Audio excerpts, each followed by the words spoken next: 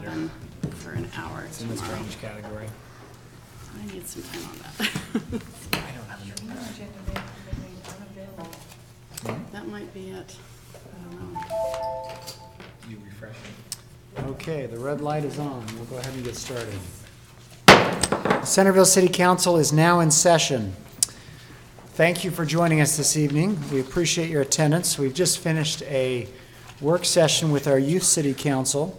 It's always great to get the perspective of the youth who showed a lot of interest in trails and mountain biking and not so much interest in the cemetery. Probably not surprising. At age, yeah. We appreciate the opportunity to meet with them. We'll note for the record that all members of the City Council are here and accounted for. We'll start with a Pledge of Allegiance, which I will lead. And Jake is not here, so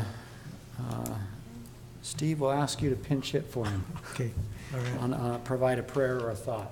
okay. So please join with me in the pledge. I pledge allegiance to the flag of the United States of America and to the republic for which it stands, one nation under God, indivisible, with liberty and justice for all.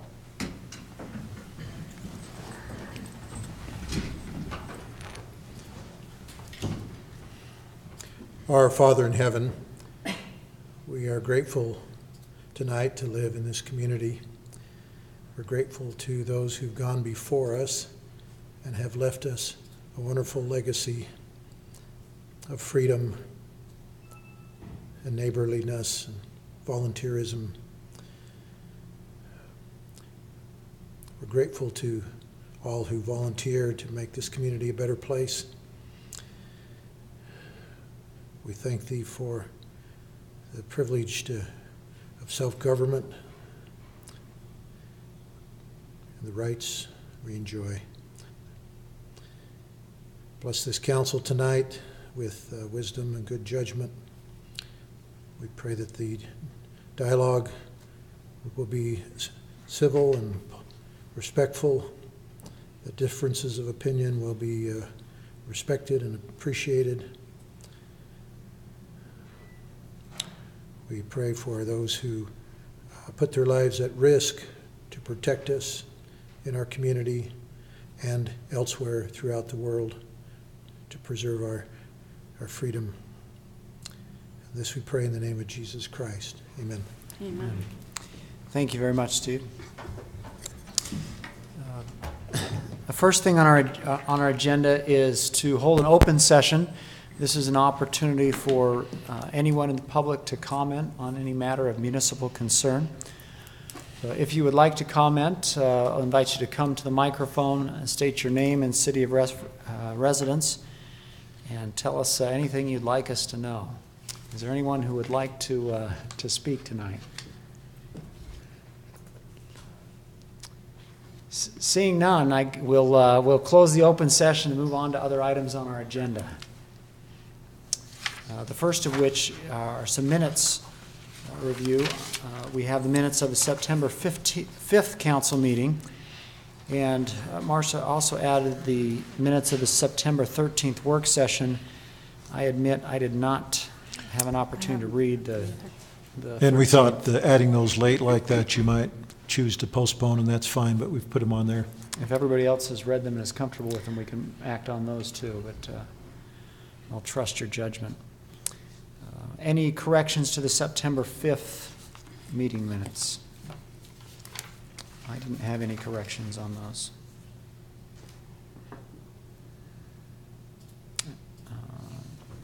I move that we approve the September 5th, 2017 minutes. So moved and second, we approve the September 5th. It's been moved. I'll second it. Oh, we didn't have a second? All right. Thank you. Moved and seconded. Further discussion on those?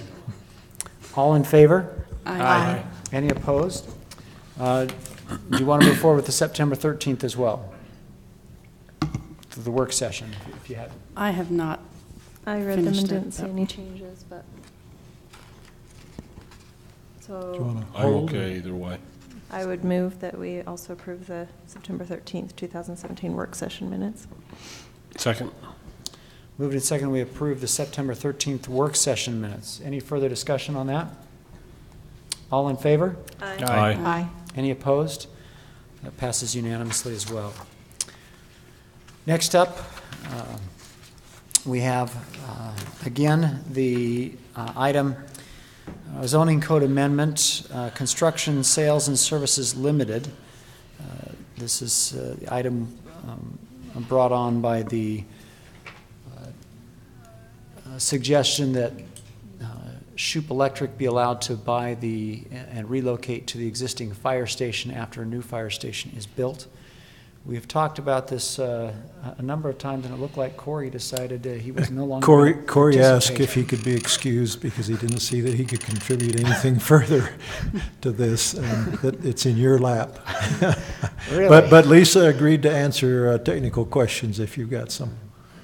So a couple of weeks ago, we discussed that we would have, we were going to have a work session together with the Planning Commission to discuss, start to discuss a way forward on the Main Street process. Mayor, excuse me, the recorder has just crashed. Or just quit again. I'm sorry. Do you want to stop and restart it and see if? I did that when we moved, but it has never gone back to, can you say, restart? Can we use our YouTube recording as our public audio? Since it's- What it's do a- you Or want do to we try have to that do? recorder? Do you want to stop and restart? No, it's not here. Do you want to stop and restart your computer? I've already started that process. So you're not being recorded right now. Okay, we'll just pause for a minute. Yeah. It's not clear to me whether, under the law, we're required to have a digital recording. And it's not clear to me whether we can just capture that recording off of YouTube, but I do need to talk with Jake at some point and see if that could comply, because that comes up a lot. I think this crashes every meeting. Lately it does. So, we had a problem at the Planning Commission last week for quite some time as well. So we used the backup tape recorder, which certainly you can do, but if we can pull that. Is it an actual tape recorder? No, It is Oh, a okay. mini digital, excuse me. Okay, I was I'm worried dating for a myself. second With the Walkman. So anyway, but if we can pull that off, we can find out. But the law also requires that it has to be one continuous, you can't stop it and start it, unless technical difficulty. So that's the other thing to make sure with the YouTube, that we can just pull it off. And if so, then I'll be comfortable with that, but Because I'm the not audio sure. quality on the YouTube recordings is generally pretty fantastic. Okay. Yeah, it generally is. Is this a hardware issue? It says external error, recording canceled. It sounds like we need to spend some time looking into the reliability of the Let's write that equipment. down. Yeah, this continues to be an issue, whether it's our software or hardware, it's not clear, but we have not upgraded our system in some Sometime. number of years. So that might be worth some attention.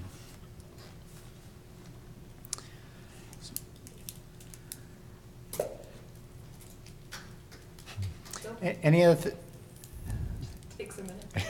any other thing you want to guide us on, Lisa, while we wait to come into compliance? Let's see. If you're talking, I won't get in trouble for talking without a recording. Quick open meetings. I think we've had our open meetings training for the year, so that's good. We're going to try and do that on a January cycle. You could read your email out loud about the pending ordinance code. My pending ordinance. Well, you responded to that already? That's what you were telling me before? Okay, it's gone. Oh, good. All right. Thank you. Never mind, we'll just read it. Okay, we are back, and the item before us is zoning code amendment, construction, sales, and services limited. What I was wanted to say is that 2 weeks ago we talked about this and tabled the issue to wait for our joint session, work session with the Planning Commission, which we held last week. After that joint session with the Planning Commission, where we made some tentative plans to revisit the Main Street plan and potentially consider changes there. How would the council like to proceed with this item? Do you want to discuss it tonight? Do you want to act on it, table it? I feel like we've discussed it considerably, and either we should vote on it. We were kind of at a point where we could vote on it last time, and we asked if they were okay with waiting because we didn't know what was going to happen with that meeting. They said they were okay with waiting, so I'd feel comfortable tabling it to see a little more of the process that we started with the Planning Commission. So given the meeting with the Planning Commission was looking at proposed changes possibly in November with some sort of spring calendar, is it simpler just to take this off? I mean, that's a long table, especially in deference to a buyer-seller relationship. It is a long table, and essentially the fire chief called me today saying, do we extend our contract with Shoup? Is the council going to make a decision on this, or do we turn Shoup loose to find something else while you go through another process? He, of course, joked that West Bountiful said, we'd like to have the fire station if Centerville's not interested. I told him for sure we would come to a resolution at some point. They'd like to buy the fire station? No, they would like the new fire station. They're not interested in the old one, of course. We're great with the new fire station, no problem. So I think you have either option. You can, if you vote this down, the fire chief will not extend the contract or the tentative contract we have with Shoup, and they'll, maybe after the changes they might be interested. If not, we'll try to find another buyer. My preference, of course, is we had 6 people tour the fire station, express interest, go through it. Only one made an offer. Most said, this is interesting, but not going to work for us. I understand some of you have some concerns about, does this open the door to other heavier construction uses or other warehouse uses? My opinion is you could change the language to limit that. Amazon is not going to build a warehouse on our Main Street, but there are We might other, like it if they did. I understand the concern about that. I think that could be mitigated with language, but I think it's a legitimate option, as George says, look, we're studying other things. Yeah, as of our discussion 2 weeks ago, that would have been my preference, is to tweak it, because I think legitimate concerns were brought up. But having it come back not tweaked, and then the fact that I think the council is determined to completely revisit the Main Street plan, I think it makes sense to set this aside for the time. Although I preferred to tweak it and allow it.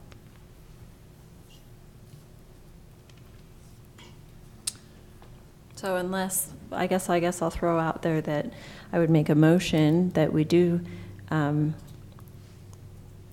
tweak this and see if anyone's interested, and try to ask for staff's opinion for what changes would be necessary to allay the concerns that were brought up last time before we dismiss it entirely. So Tammy's made a motion that we amend or tweak this to allow this use, but to address the concerns. Is there a second to that motion? Just, well, let's see if we have a second. I was going to ask Lisa a question on this. If there's not a second, then that motion will die for lack of a second. I think I'll still ask the question because it's probably relevant. If we were to tailor this towards the specific needs of Shoup, say not allowing warehousing or being restrictive in that way, are we running afoul of potentially spot zoning or zoning to an individual use? Well, I think it's a good question. Anytime you're amending your zoning code, I know we keep talking about the Shoups, but really this is a city-initiated zone text amendment. So whatever you're doing should apply across the board to anything within that zone. And so if you can think of ways to to address the concerns that were raised in the public hearing process, I think you can do that, because perhaps there are other pieces or other properties along Main Street that might want to use construction sales and services limited. So Certainly you the need to two look at it existing that way. businesses, I think, are very interested in Yeah, what we do. not that we're amending this just to allow one specific use. You generally want to provide a use that would be useful throughout the zone, and will be subject to all the other provisions. But I believe in the CM zone, there's already a cap on the size of the building. There's also obviously limits that were added so that there's absolutely no outside storage as well. So those are already built into the proposed ordinance. Yeah, the council brought up last time the concern about it being completely warehouse, and I think there are things we could do, because it's a good point. Could we require some customer service office area for a certain percentage of the building? Requiring a percentage, yeah. That's what I mean. But technically, I mean, spot zoning is providing special privileges for one property that do not exist for another. So again, Yeah. if we're putting this generally, we're just creating a definition for our entire zone, I think we avoid that argument. One of the concerns that I have, there have been some conversation revolving around some of the other businesses. And Corey has said and/or written that if you put too many limitations on a business that deny the basic needs of that business, it makes it very difficult to enforce, or makes it even unenforceable. So I guess my question is, are we putting ourselves in that position? One of the things that a number of residents have talked to me about is the ongoing stepping over the line of some of the businesses that we have. And they're minor infractions, but they do bother people. Hour limitations that aren't observed, noise limitations that aren't observed. And as we open this, are we enticing Shoup into a situation that really won't work, and so they now join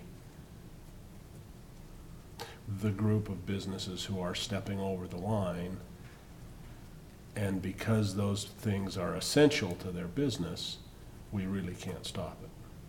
Is that making any sense to anybody? Mm-hmm. It does make sense. But that's the big concern that residents along the route have.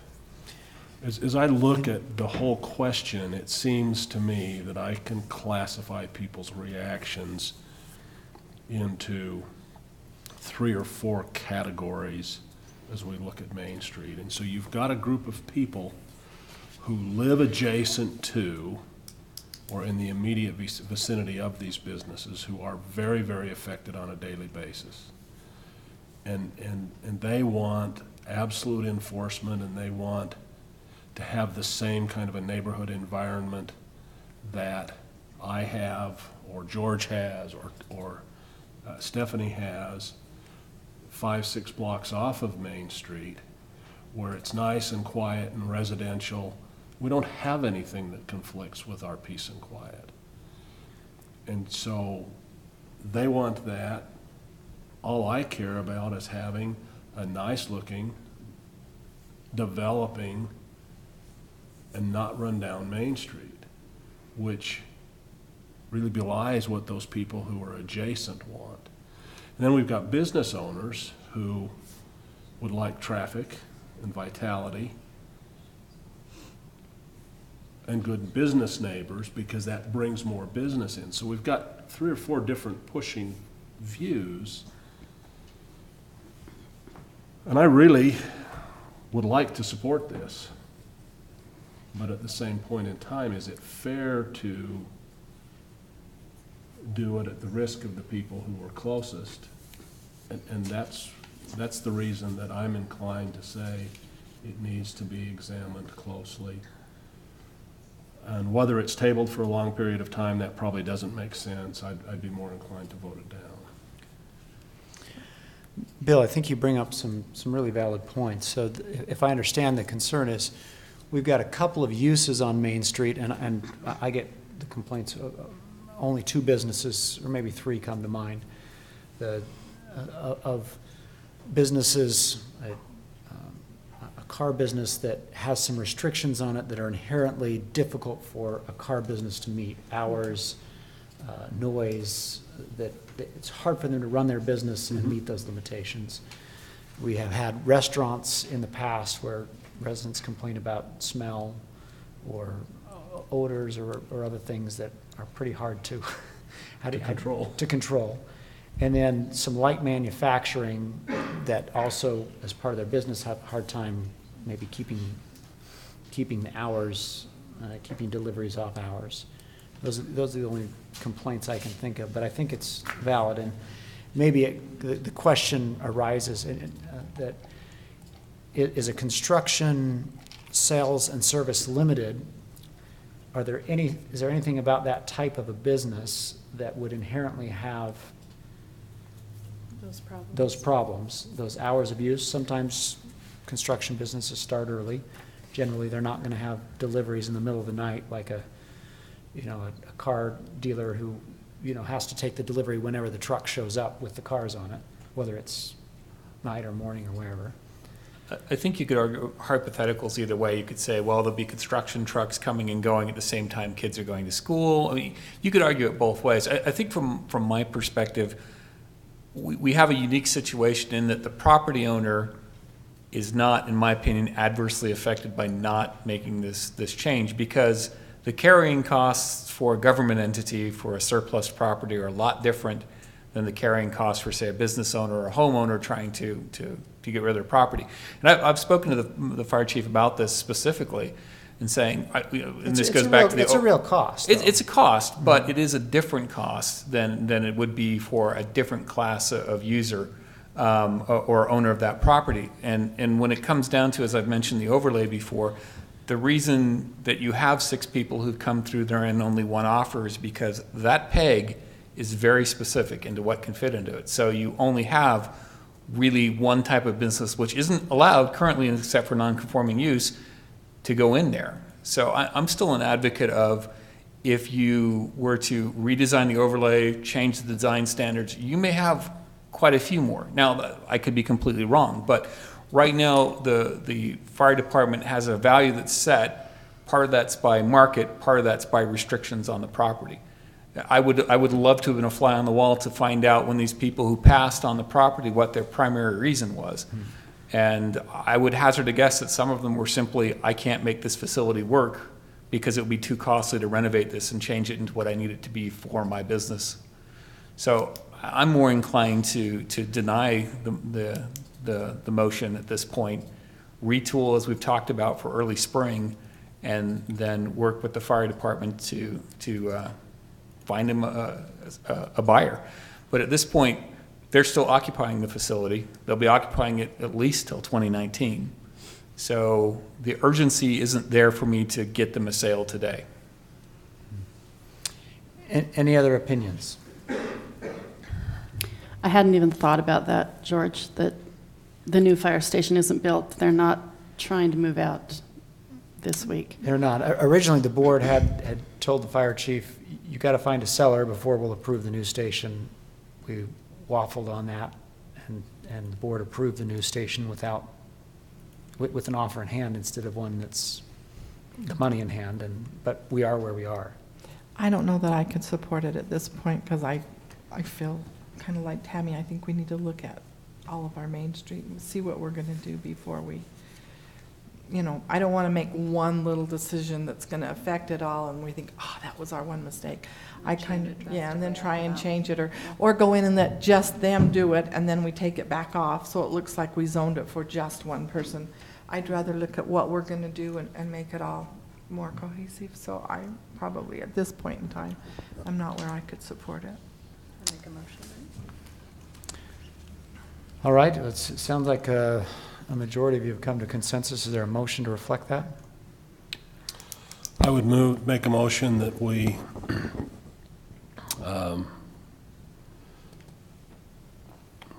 vote on the proposed zoning code amendment as stated. So is would the be motion, denied. is the motion to deny it or the motion to approve it? My motion would be to approve it, but in voting it down, that denies it. Okay, so we have a motion to approve 2017-21. Is there a second? Let me just clarify, Lisa's giving us that puzzled look. Would it be better to have a motion to deny? Yeah, we would definitely prefer an affirmative motion to deny, than Oh, we all just right. put it in the book as Oh, denied. then I will change my motion that we deny. Kind of sounded like a Brexit type motion I there for know. a second. It's down, up, or down. It's just an up or down. I would make a motion that we deny 2017-21. Second. It's been moved and seconded that the council deny ordinance 2017-21, which would allow the use of construction sales and services limited on Main Street. Any further discussion? Let's do a roll call vote, starting with George. Aye. Aye. Aye. Aye. Aye. We made them mad, here they come. They're coming to take That us is away. denied unanimously, so, yeah, here come the firemen wanting, They were trying to influence the vote from outside. now they're upset. That with was you. definite disdain right there. Okay, so we'll communicate that to Shoup and deal with the consequences of that. Next on the agenda is a deferral agreement for the installation of public improvements. Dr. Kim Samuelson. And our ordinance, my understanding is our ordinance gives the authority and the responsibility to the Public Works Director to make a decision or a recommendation on the deferral agreement of public improvements.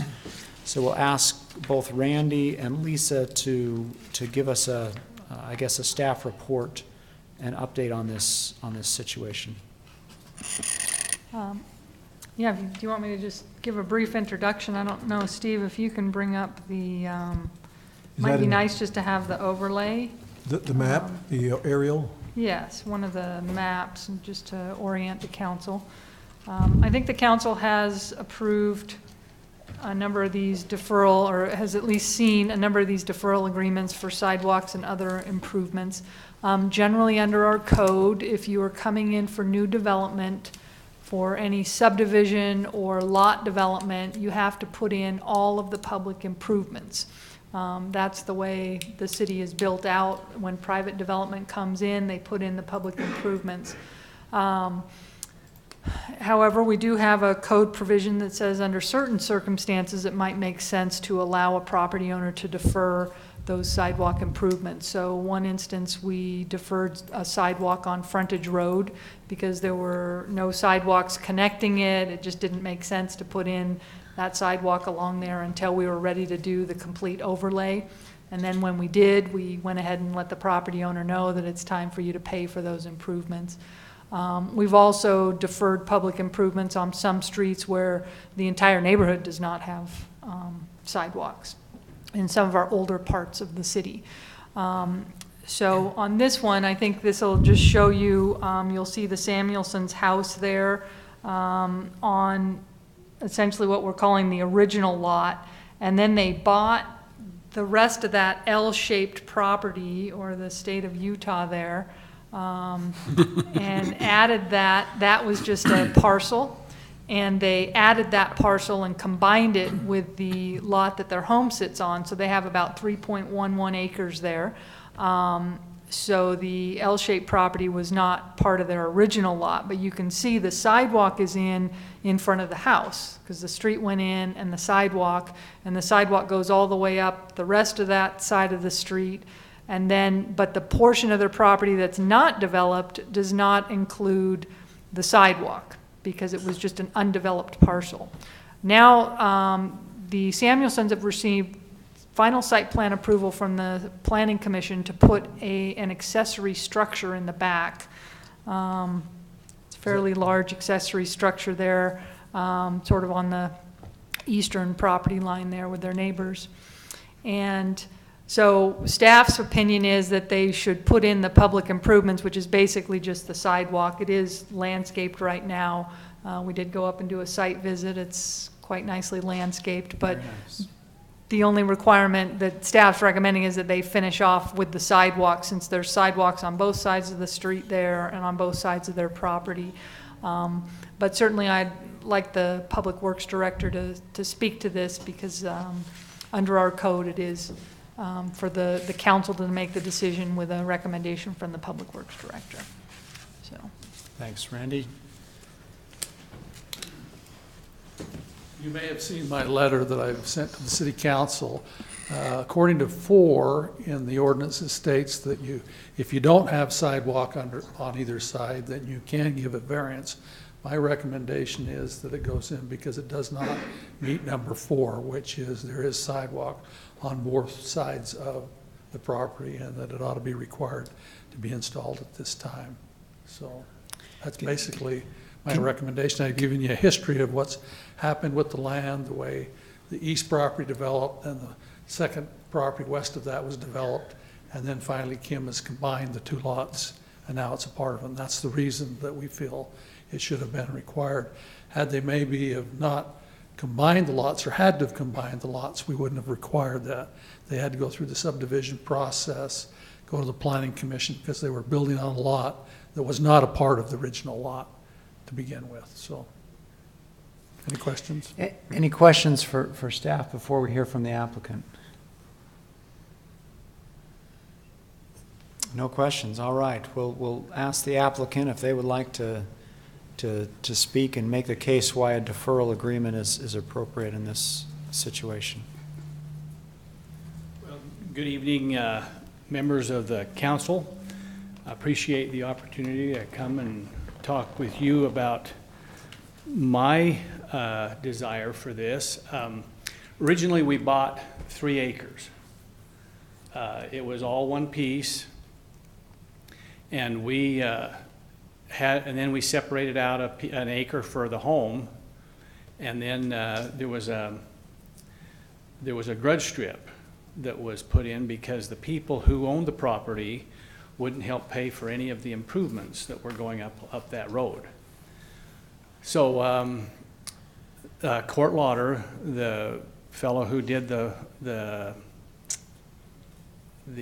other building across the street, all that Rolling Hills. Rolling Hill subdivision. He just moved the road over 3 feet, and the idea was to anybody who wanted to get access to that 3 acres would have to pay for that 3 feet with all the improvements in there, and that sounds fair to me. So when we bought the property, and then Bruce Pitt and Rich Hawes bought that strip so they could kind of keep an eye on what was going in there, and we bought that strip from those 2. And I have the paper, and you might have seen that, where it states that we bought the improvements for the entire frontage there, with the street, the curb and gutter, the sewer, all the electrical, everything, all the improvements that went there, including the sidewalk. That's in my paperwork. But I was told by Randy that I bought a car with 3 tires and didn't get the 4th tire. But then this is going back 25, 27 years ago when we bought the property. I was asked what I was going to do about the sidewalk in the front there that was on the vacant property there. And I just said, I haven't got any plan because I already paid for it. And I was told that there was a bond. And Randy doesn't remember telling me that, but I was out, I remember right where I was standing and was told that there was a bond and they were using some of that to pay for other improvements or things that court hadn't done in the subdivision. And if there was any money left, they would put the sidewalk in. So that went for a couple of years, and then eventually I was told that the money had all been spent, and but they were willing to. And this is something that you know, I'm not making up. I was told that the city would be willing to supply the manpower if I would buy the cement, and I said, but I already paid for it, so I'm not really interested in that proposal. But there was no, I don't think the understanding was then as it is now, that my parcel was not in part of the bond. That's the sticking point. And so anyway, I just have some notes here. So it's been, you know, 6 months ago that I submitted papers to start to build a barn. Since then, I've met with the DRC committee numerous times, working out all kinds of details, and I won't go into those. But some, you know, one is that easements are required now, which we didn't have in those back in those days. But the easement, so I've had to have those drawn up at a cost. I'm going to point out there's time delay here and cost that is added because of ordinances and laws and what have you. These folks say, well, we're just obeying the law, but it seems that the law is a little bit onerous at times, because I've had to have the easements drawn up and put in there, and then at a cost. And then I say, well, if that property ever develops, a road would go down the middle of it, and that's where the easements should go. And they said, well, okay, if that ever happens, we would vacate the easements that we've put in and put them in the road. And I say, okay, but are you going to refund my money that I had to spend to get those easements drawn? And that's just kind of a laugher. Anyway, so that's an issue for me. And then we've had to do the storm drain impact fee, which I get, but I think it ought to be called a tax rather than a storm drain impact fee, because the rain off of this barn is going to go where it's always gone, into the ground, into the aquifer. It has to go 3 blocks before it ever impacts a storm drain. So that's an additional cost, but we're moving along with that. Then let's see here, what else? Each time I meet with the DR committee, after the 3rd meeting, I got an email reviewing all the stuff that we had talked about during the day, or the meeting of the day. And then when I got home, there was a review of those things plus 3 additional things that had never been mentioned in any of the 3 other meetings. And so I'm saying, I don't get paid to go to that meeting. I have to take off work. I have to pay the site engineer to come to the meeting, and here we are 3 meetings into this and get some new requirements that could have been mentioned earlier. So anyway, it's been a long road here. My position on the sidewalk is that I still paid for it, even though I bought a car with 3 tires. But if the property ever develops, a road would go in, which would have to take out the sidewalk, much of it anyway, that would be put in there now. A roadway would require us to cut up a bunch of that and take it out. It's been there since that road has been there, and the road's been there probably 35 or 40 years. And you know, it's for the 20 years when we've lived there, we didn't do anything with it. It's just been dirt, and it's been fine. But now we've put lawn and landscaped it, and it looks nice, I think. But so for me to have I would request not only what do you call it? Deferral? Yeah, deferral, but a waiver, because if the property ever develops, it would be required to put the sidewalks in. I get that. And the developer would do that. Right now, it looks better than it's ever looked. And to have a deferral, put strings attached to it, that the city could come in and say, hey, we've decided that for whatever reason, we need you to put that sidewalk in there. And it's been that way for 40 years. And nothing has changed except we want to put a barn. And the barn, you can't even see the sidewalk from the barn. So I'm asking the city council to not only not defer, because the deferral has some strings attached to it, but to waive that until the time the property develops. And yeah, would anybody have any questions? Could I add to report on what we learned from researching today? Yes, please. I asked Marcia, our city recorder, to go back and look and see if she could find any records from previous owners of a bond or related agreements related to potential sidewalk or utility improvements. And Steve, if you can report on anything that you...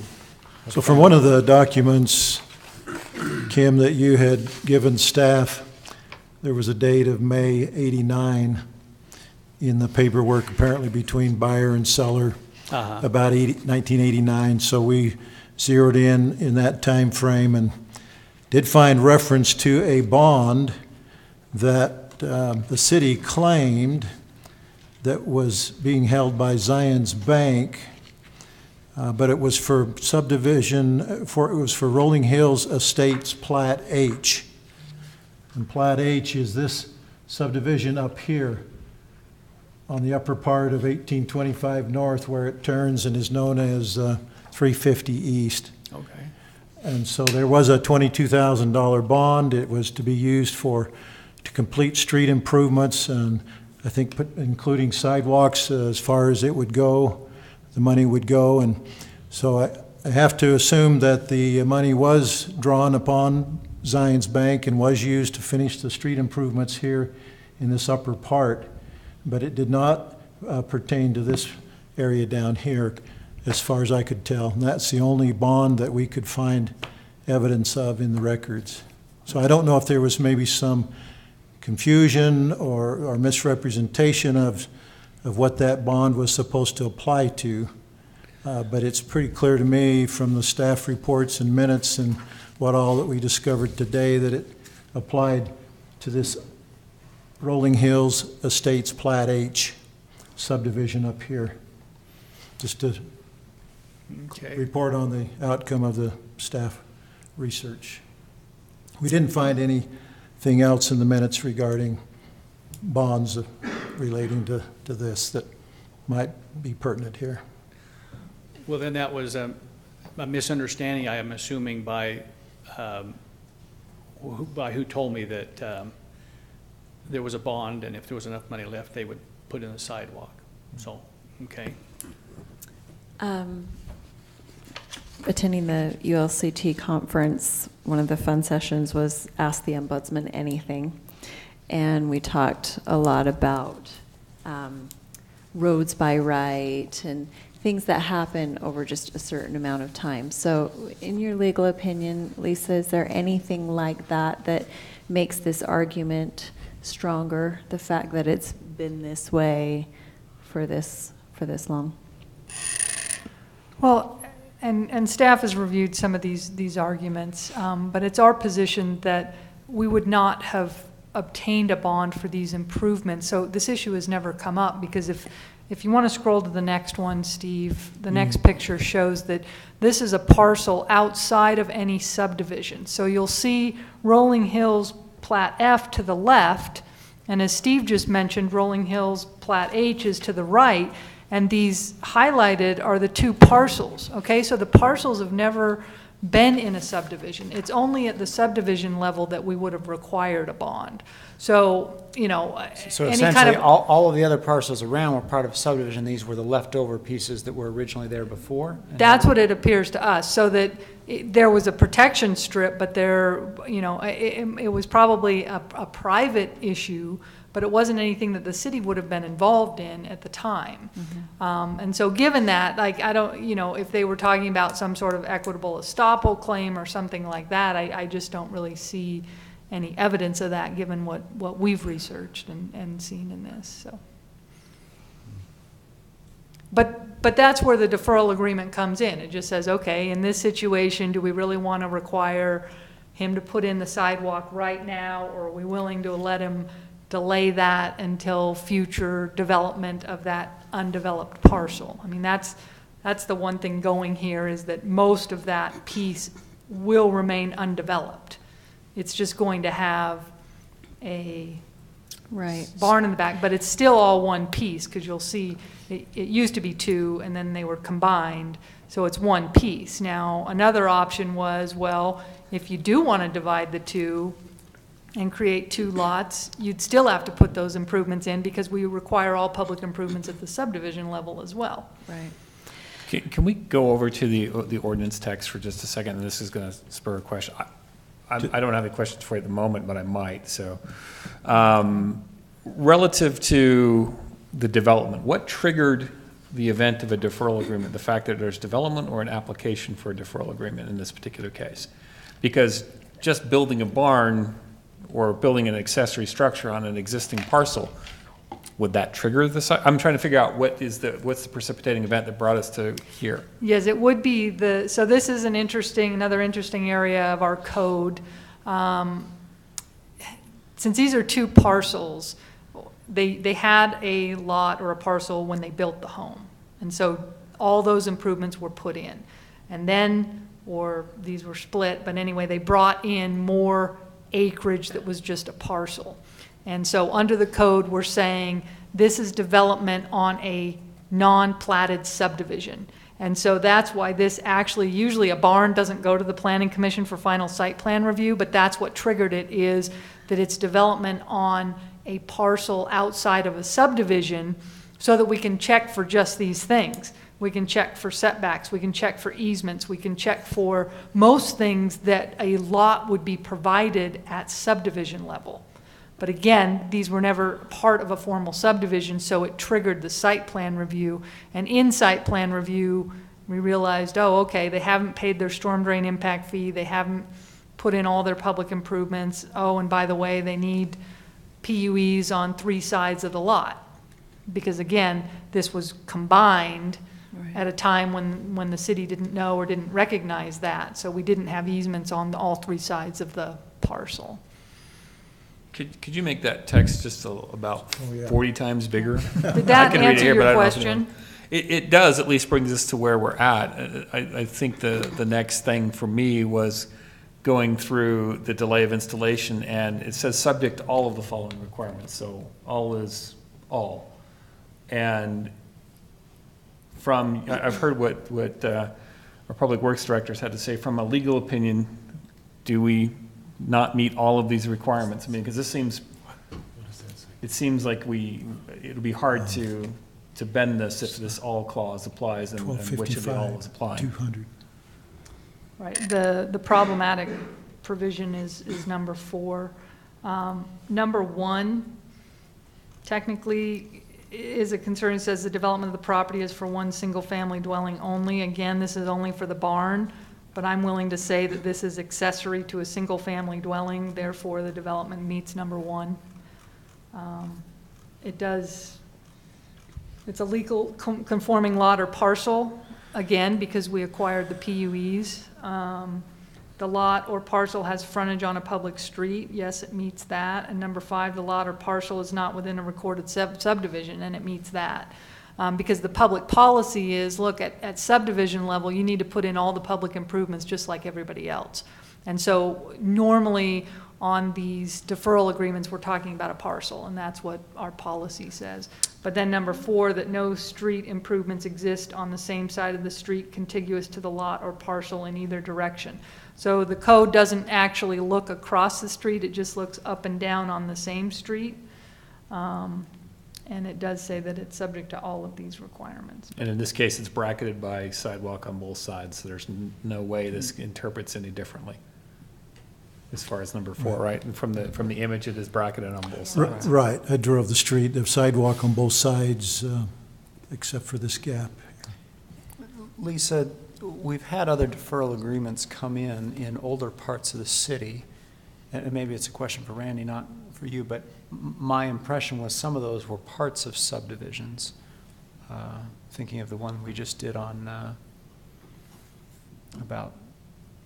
Yes, Second deed. but it didn't have sidewalk in any of In any, right, there were no sidewalks around it at all. I think But it was 4 is- part of a sub. 4 is the sticker, though. It was part of a subdivision, so. Yeah. And that one was on a remodel to address handicap issues. And then the Carlson, One was a brand-new the home. Carlson was on a corner. Yeah, the corner and there, the number there. So, I mean, I think we have made some exceptions to the letter of the law. In this case, there's sidewalk everywhere else but this, and I've always wondered, how in the world did this piece not have sidewalks when everywhere else there was sidewalks required? But I guess if the subdivision was developed around it and this was the remaining parcel, that We explains got it. the explanation, yeah. I think this ordinance is a good ordinance. I've seen it a few times in the years that I've been here, and I think that it allows for that flexibility when it doesn't make sense to put the sidewalk in. But when you see a spot like this where there's a blank and people wonder, where did that blank come from? But the struggle that I'm having here is your point that you brought up tonight that I hadn't really thought of before. I want to respect the ordinance, and that's my job, and I know that. But I also want to do the common sense thing. And in this situation, at first glance, the common sense thing was, you got to get the sidewalk in now. It hasn't been all these years.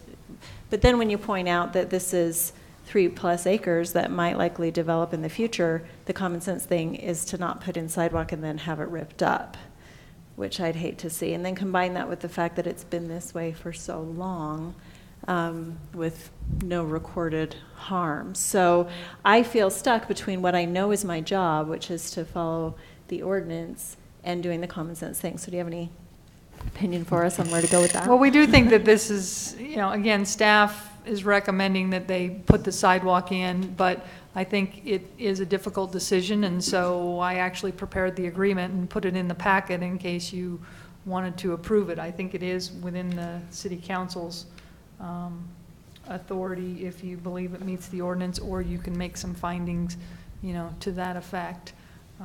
But And that's why I asked the triggering event question, because I don't think 4 is disputable. That is what it is. That is letter of the law. That's the physical of the location. My question's back to is, was the event triggered in code, and can we follow back to say that's a legitimate triggering event that is not subject to interpretation? If the triggering event is subject to interpretation, then you've got two sides of that. This part, there's no way I can squint and look around what this says. But if this is not you see where I'm going on that, Lisa. I'm just trying to figure out, is the front end of this process actually starting the right ball rolling, or should that not have triggered the staff recommendation at that point? Or could it be argued that it could not possibly? It could go either way. So is this an event that was triggered because staff read code and said, you do X, Y, and Z, just like we have 30%, 40% build out, suddenly the overlay applies? Is it that situation, or was it staff said, we think this is time? I mean, I know that's putting you in a rough position there, but I'm trying to figure out what is legally binding us to enact this piece. Well, I think that staff properly interpreted the code to require a site plan review process. And that's what triggered, hey, we think it's time to look at this.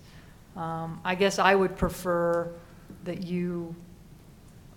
But does the site plan... under that argument, we wouldn't do anything at all. Right. I would Right. prefer to have the deferral agreement saying if and when you build on your piece, or the city decides that this is dangerous and really needs to go in, we have that option, but. So we have the option to suspend the text of the ordinance in a deferral agreement? Well, it says subject to the following requirements, so it is problematic.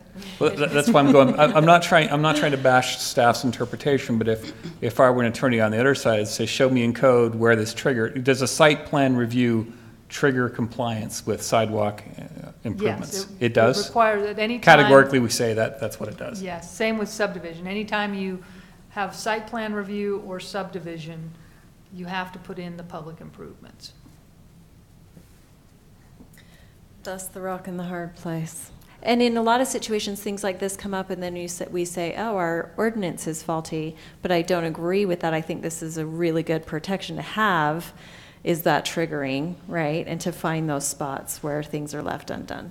Yet, I don't want to apply it here, so I just feel. And so would there be some type of a, I don't want to say loophole, but That's what I was looking for. Yeah. I wasn't sure either way. But where that property is there, that obviously someday will be developed differently than we're going to put this sidewalk in, then that triggers something else to me. But that's what I'm saying, that's the reason for the deferral, is that you believe the property is undeveloped, and there will be a time in the future then when that might develop, and we'll want to call the deferral and put it in. So let me make some assumption. For me, the key argument was the future probability of development of this parcel. Otherwise, I would say the sidewalk's got to go in, but that's a really legitimate argument. So would it make sense for us to table this issue and then make a small amendment to this ordinance to add a line item number 6 and say. How much exposure does that give us from Yeah. other people who didn't get deferral? Right. Yeah, Right. or can you say, I mean, the beginning of this says, in lieu of requiring these requirements, the city may authorize the developer to satisfy these in one of the following ways, and can you just say, we're Satisfied. Yeah. the city Like I said, I mean- has the authority to, the city council has the Right. authority to say it's satisfied in this case. I don't want to say, don't follow your ordinances, but I think that the mayor's raising a good point. If we read the beginning of it, it says the city may authorize a developer to satisfy street frontage. If you really want a technicality, let me look up your municipal code. Could I ask one question while we're at it? Can you show me where you're looking at the barn being and how you're going to access the barn? Maybe that would help me feel more like this part of it is still undeveloped. If you could go to the last drawing, we can show you that. There's a pointer over here, Kim, if you want to point with it. Is this the picture you want? This is right there in that dirt spot, right? It's really high-tech, though. Right here is where where we're gonna put the barn, right there. An access. Okay. So And access how will you comes through- access it? Pardon me? How are you planning to access that? We come up this road here and then come around and into it. Is that Okay. the same road you access your house to now? Pardon me? Is that the same road you access your house to now? Well, just a Well, driveway. we have a driveway here that we come in and here, and yeah, we come up and get there, back in there that way. It's just a dirt road. It's brick right there, but the rest of it's dirt. Okay.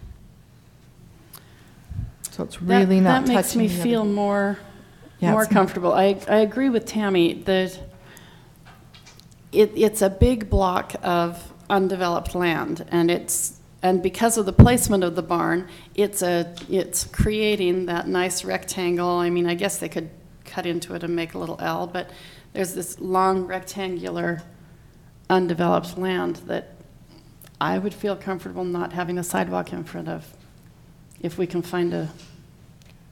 For me, it's not a comfort of the design, it's just the text that legal. I'm staring at. Sure. So here's the other option. Unless Lisa has some other text that we can stare at. I do. The city has two sections in our code regarding deferral agreements. One is in our municipal code and one is in the zoning code. So it's on my list to mirror the two because they're slightly different. Now, under statutory construction, typically the more specific applies, so that's why staff is saying zoning code. But technically you could approve this under Title 10, Section 1004-170, and your criteria under this section for deferral. So 150 says, in limited circumstances, upon the request of the applicant, the city may defer or waive the installation of any or all public improvements in accordance with 1004-170. And then the standards under 1004-170 is that the city may defer the installation of required improvements when, in its judgment, are not requisite in the interest of public health and safety or general welfare, or which are inappropriate because of the inadequacies or lack of connecting facilities. So the second one, in my opinion, doesn't quite apply, but so you're left with the public health and safety, and then the public works director shall weigh in. Might want to hear from him again. No, we've heard enough from him. And then the city council shall review and approve or deny the requested deferral based upon the factors set forth above.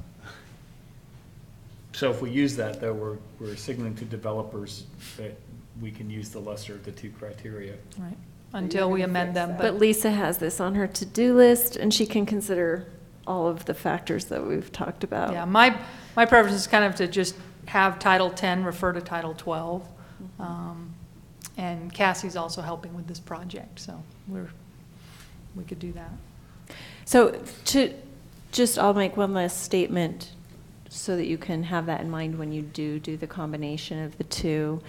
Just the point that when I value this ordinance, I see it's because when you see spots in the city like this, some people might think, how did that happen? Why is that missing? Thus, the value of this ordinance that gets us to check on it every once in a while. But then we would have the same question asked of us, how did we allow to have someone have to pay for a sidewalk to then have it torn up? Right, so I don't know how that can we get... develop for We do that all the today. time. Right. Yeah, we build sidewalks and things like that. I'm not as concerned about that, if and when a road goes through. We haven't even looked at whether the road would fit there. So we require everyone to put in sidewalks and, and then if and when a road comes through, we revise it. So I don't find that quite as persuasive. But again, it's a tricky ordinance because believe me, everyone that comes into DRC does not want to put in the sidewalk. Sure. They don't want to put in the park strip. It's something that we struggle with as staff all the time, and we try not to bring these to you unless they meet the criteria. So as we redraft that ordinance, my recommendation wouldn't really be to open it up because you'll be spending a lot of your time on these. Okay. But on this one, you think we could? I think it's up to you. So the recommendation, the official recommendation from staff is not to approve the deferral agreement. You can take action, approve it, not approve it, ask staff for more information.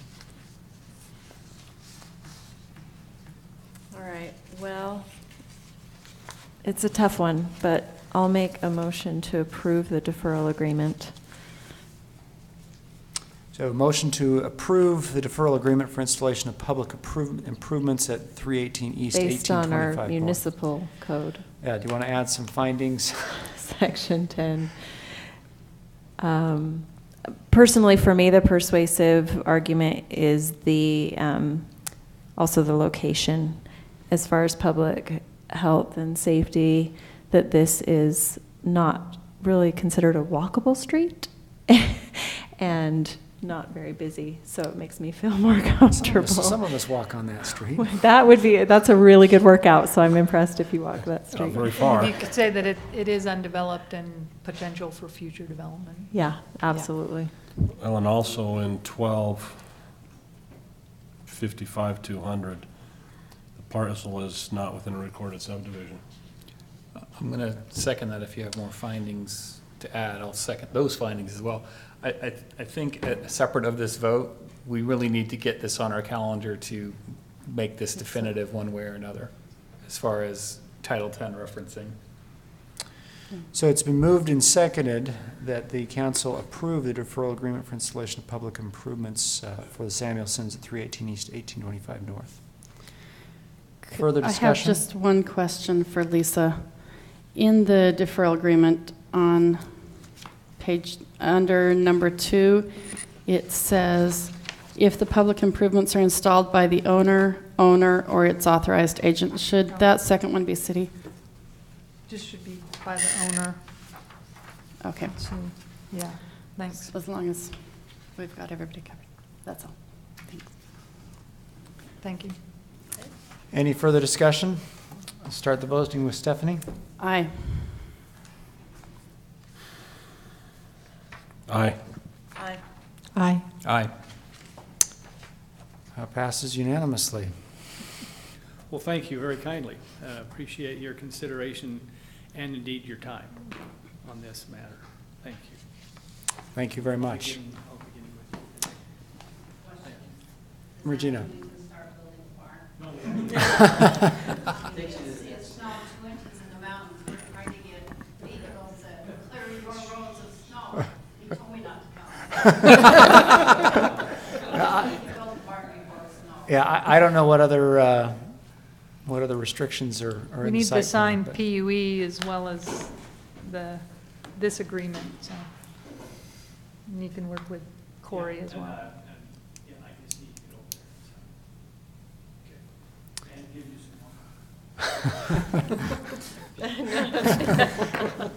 The city. Oh, the you city. two set us up right for that Not Lisa Romney. Whoops. one. That's going to make You it just got your way. You shouldn't have said that.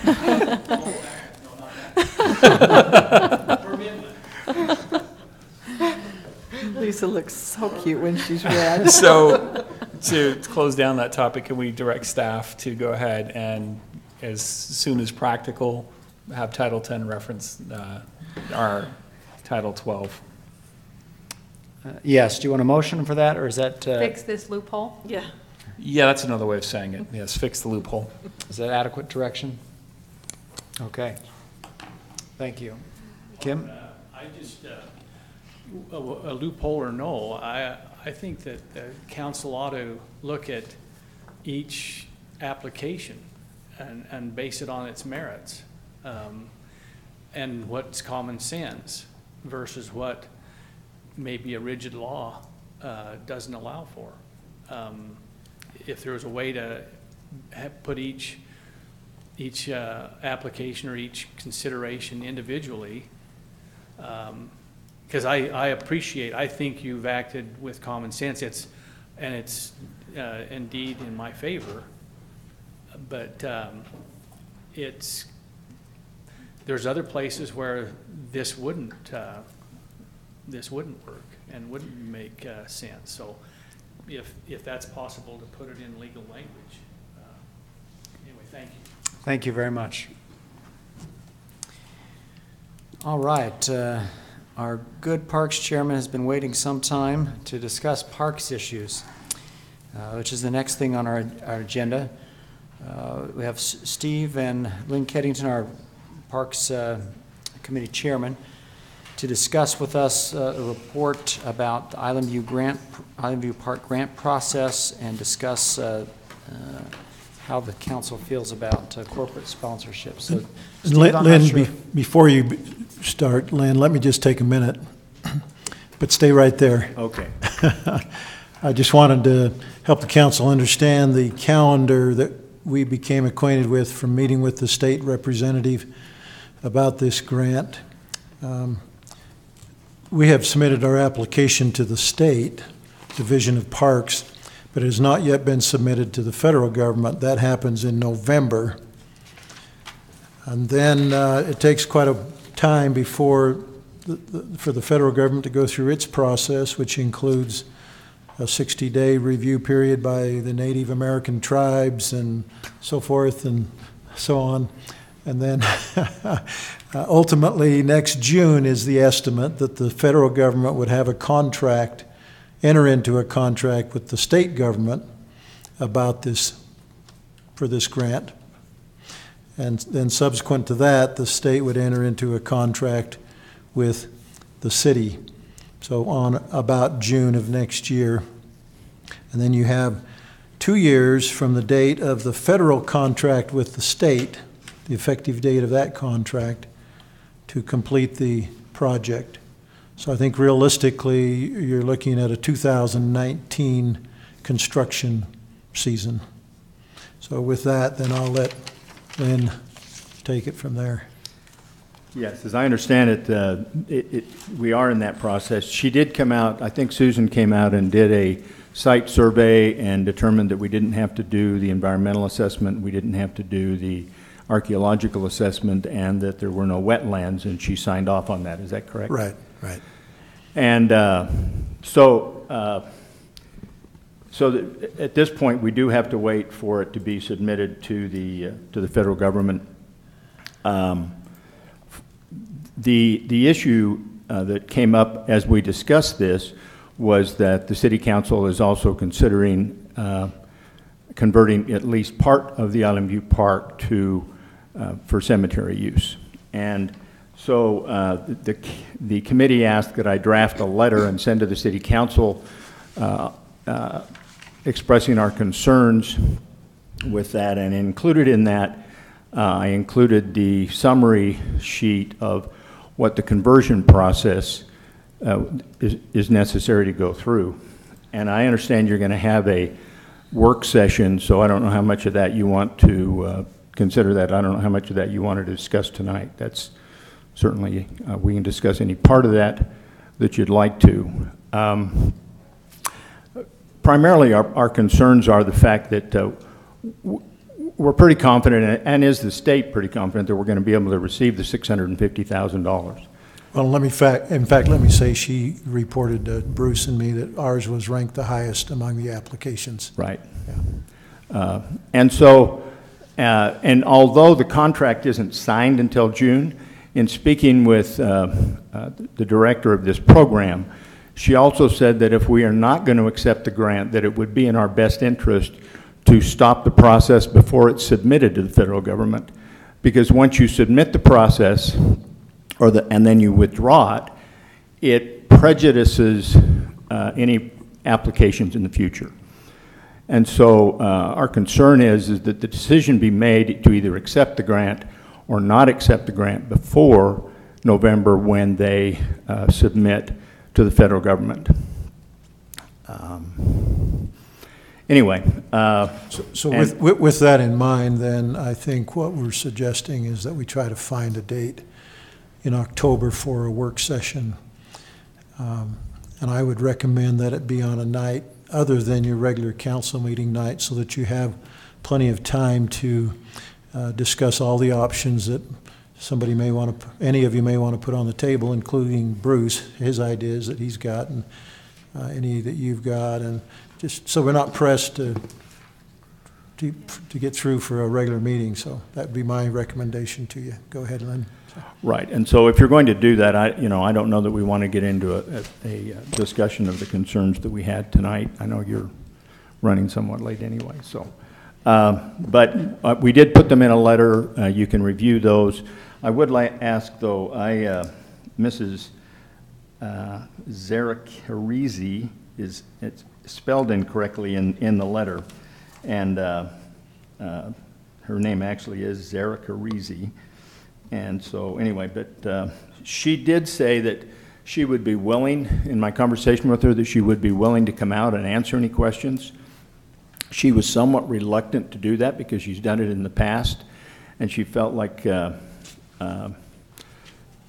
previous or other city councils had held her responsible for the content of the law and the provisions, and she had to keep reminding them if they had problem with the content of the law and what is required in the conversion, that they need to talk to Representative Bishop or Representative Stewart, because the Congress wrote those provisions, not her. Poor thing. Pardon? That's very unreasonable of her. And somehow in the process, she becomes the target of frustration with the process that she had no business writing. She just administers. But she's been very helpful to us. So I'll defer any more conversation to that until we have if you're going to have And I would suggest inviting Lynn. He's been absolutely 100% the point person. Whether or not we accept $650,000 is going to be up to the council, but we would not, that's a lot of money, and we would not even have that option were it not for this man standing right here. So he has a wealth of information that might be helpful in that situation. So when you said it would prejudice future applications, for how long? Forever. Basically, I don't know how you want to. What they do is if you turn money back, if you withdraw after you've made the application and it's been during the application process, then in the scoring process, as I understand it, in the scoring process for any future projects, it's to your detriment that you've done that. So it would be better that we not even make the application to the federal government, then make the application and then either tell them we're not going to do the project or withdraw it partway through. That's my understanding.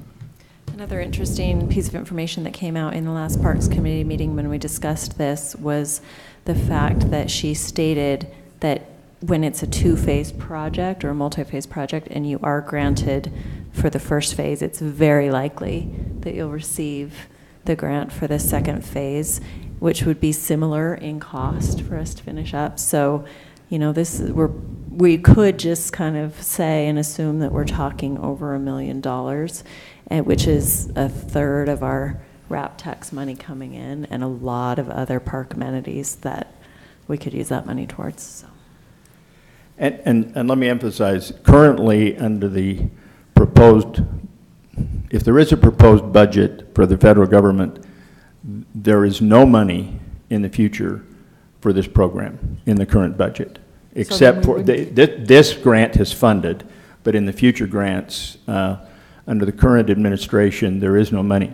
So does that mean we wouldn't get the second half? The budget that has yet to be worked on, and there's a lot of things that aren't in the budget now, as presented by the current administration, that probably will be in the budget, but I don't want to say we're going to get that money because currently, I've told you in the past, is part of the reason to do it now and not defer it was because we don't know if there's money in the future, and that's still a fact. We don't know until the budget is passed whether or not there would be money in the future. What I do know, or to the best of my knowledge, given the conversion process, within a couple of years, the city's going to have to spend about $2 million to develop a new park as part of the conversion process, within 2 to 3 years after the conversion takes place, without any federal money, probably. So that's just one of the things to take into consideration is that you know, what's the total outlay of city finances as opposed to a combination of city and federal. But like I say, you can read through that conversion process and we'll be happy to answer any questions or work through that with you. I also found it interesting to find out from Bruce that this same grant has been used for other of our parks besides Island View. Two other parks.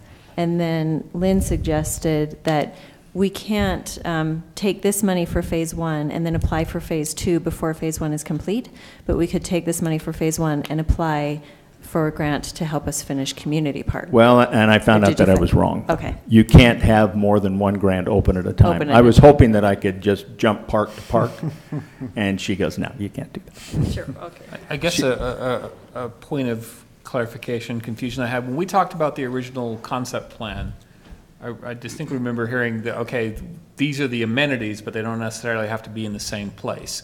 And maybe I heard that wrong. So you could have a Bowery somewhere else, as long as you had the amenity called out. As long as you had them in the park, the specific layout is in somewhat phase flexible. 1, if you put phase 1 that you're going to put a playground in, you have to put a playground, but it doesn't necessarily have to be in the spot on the map that you showed it.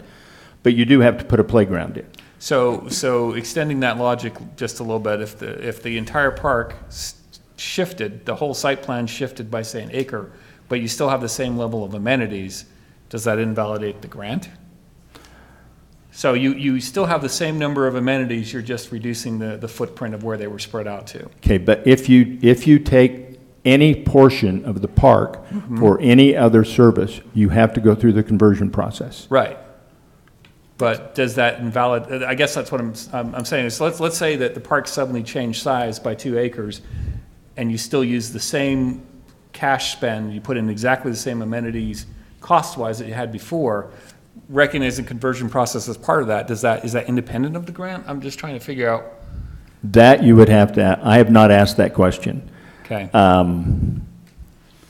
Could we change, I think what George is asking is, could we change the conceptual drawing for phase 1 as we turn it into the state, alter it slightly to shift phase 1? No, I wouldn't even change the conceptual drawing necessarily, because unless the conceptual drawing is the grant application, if it's just a list of amenities and costs. No, but it specifies the land space it's in. But you're asking, can you do a conversion on part of the grant and still get the money? I'm saying if you have exactly the same cash spend, does it change the grant application if the footprint changes? Yes. I believe that it does, but you'd probably want to get the clarification from the director. So what he's saying is, if we got that grant and we agreed to do this many things on our first phase, we decide that our first phase is the top level. Right. And we put all those things up there on the top level, we may still get the grant money. And then decide later if we care enough about getting the second phase grant money versus going through the conversion process and getting the black eye and just never planning on that money again, basically. I can ask that question to find out whether or not you could basically shift all the amenities in phase 1 where we have them now up to the upper level and still get the grant. I can ask that question. The other question that I had that I brought up at Parks Committee is the way it's drawn right now, that the very first part of phase 1 is that slope with a trail going up to then the first level. Could we add things on that slope, such as plots, and not have it change the nature of the fact that it's still a park? I was only joking about the water slide between the headstones thing. You know, I'm not sure that you can use Uncle Joe's headstone as second base and still say that it's a park. I don't think so. Probably not. I want to just, I don't want to take away from what we're doing in the work session, but just, I started to do some back of the envelope math about the cost of conversion. If we took the cost per acre that of that park, the 4.6, and instead paid for commercial property on Pages Lane, and Corey gave me the rough cost of that, which I wouldn't want to disclose at a public meeting, but and the cost of maybe some demo and some improvements, just a rough cost. And the number that I came out with, depending on if you include the grant or don't include the grant, you're fairly close to $1,000 per plot just for the conversion cost. And, you know, think now we charge 600 plus that includes all of our other costs. So the cost to conversion is going to make that land pretty expensive.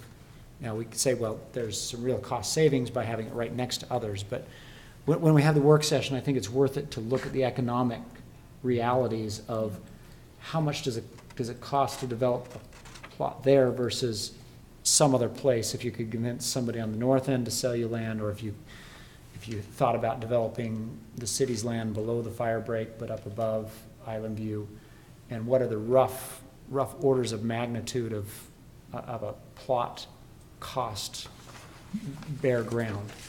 Well, I think as soon as we know whether it's amenities or footprint, or both, that controls the grant, that makes the discussion, that changes the discussion. If it is footprint-based, then the grant is either an all or nothing. But if we can get it in amenities and not necessarily footprint, that changes it slightly.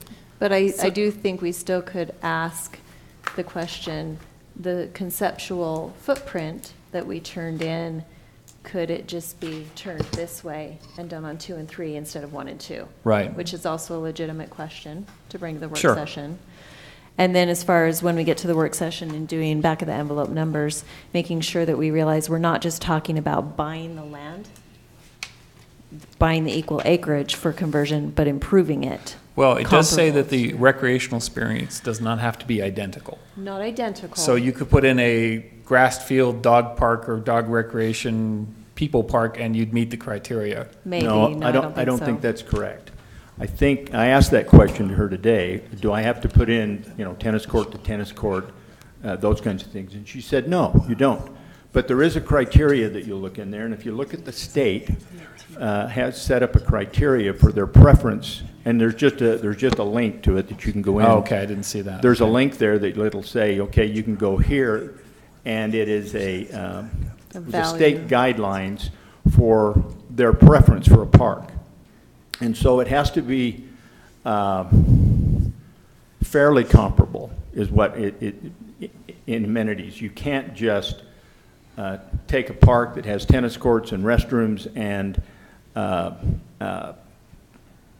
whatever, there's a Bowery there and something else, and then you say, we're going to go plant grass over here and call it the same.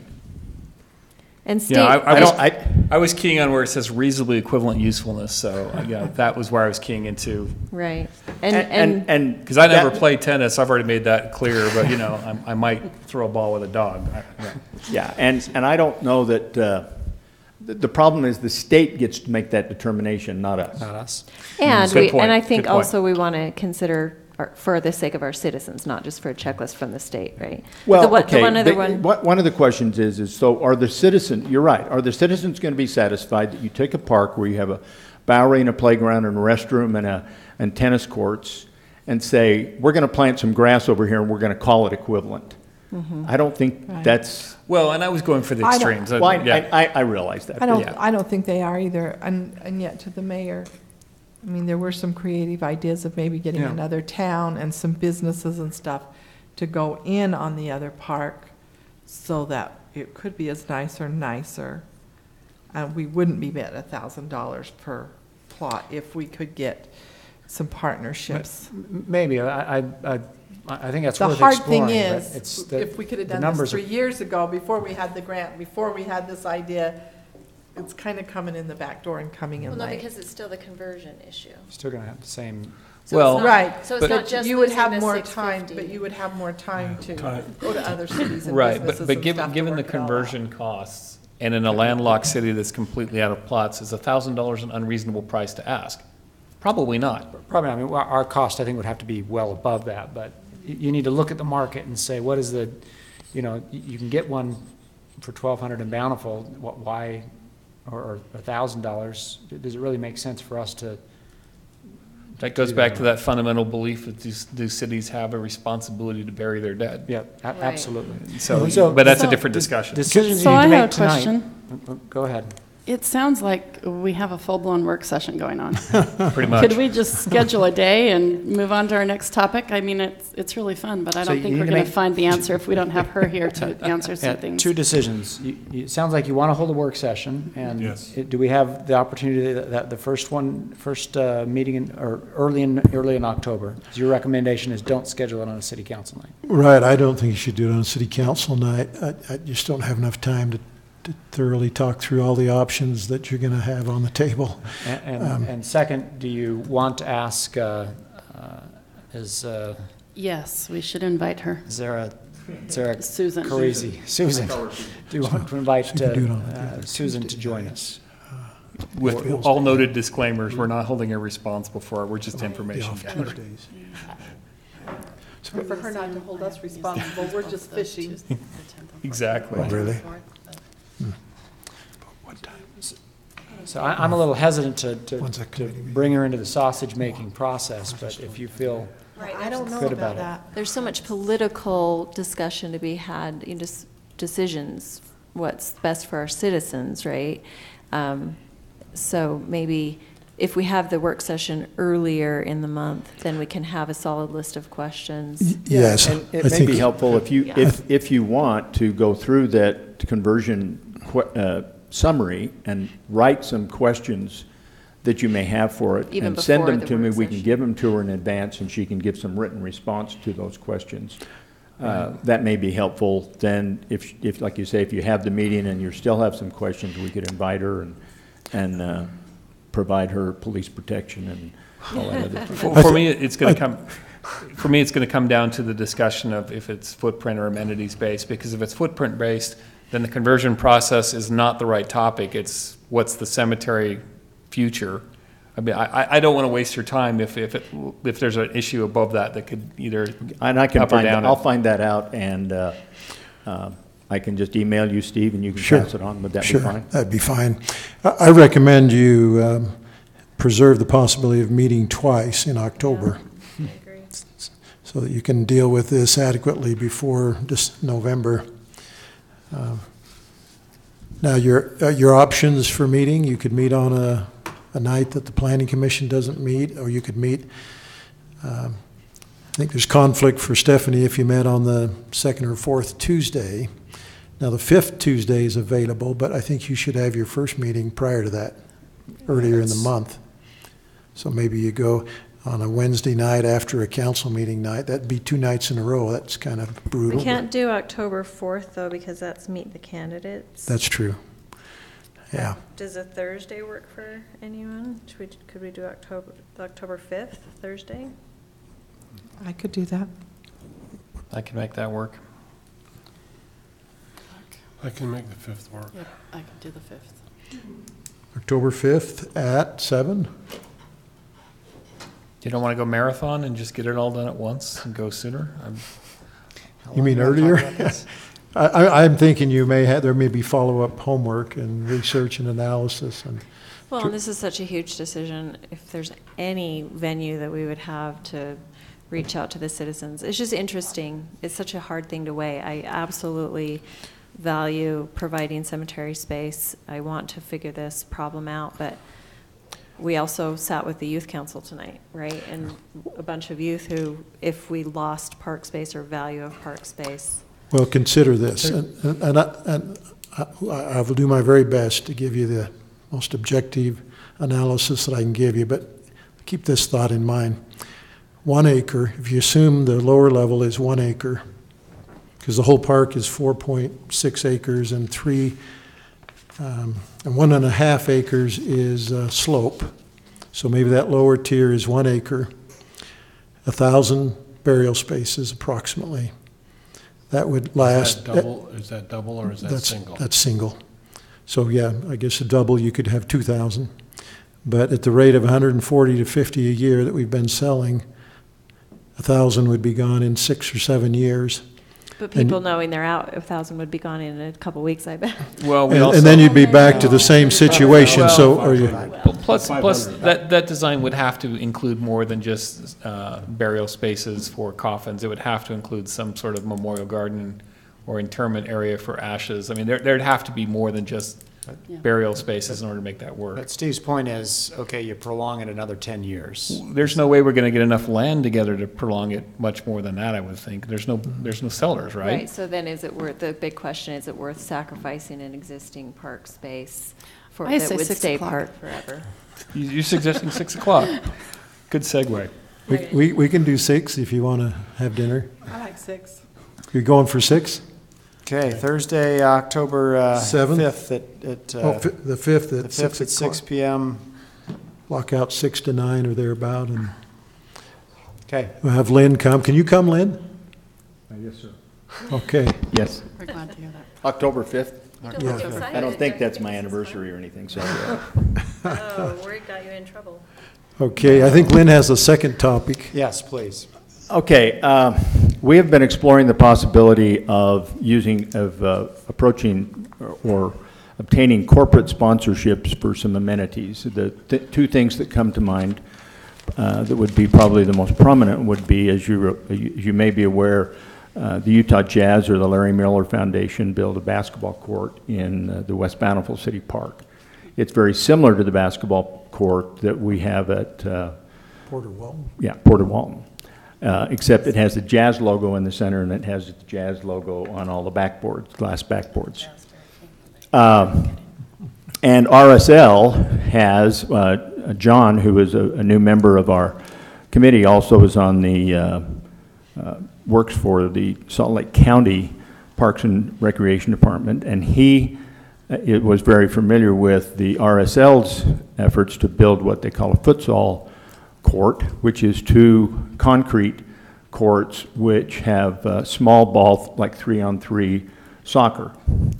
But before we head off down that road, we thought we would see if there's what the opinion of the city council was about using corporate sponsorships for amenities. My assumption is that just like in West Bountiful, the Jazz logo would be all over the basketball court, and RSL does a lot of corporate advertising on their courts. We do know that when you speak about the conversion process in a land and water grant park, they do not allow corporate sponsorships that advertise.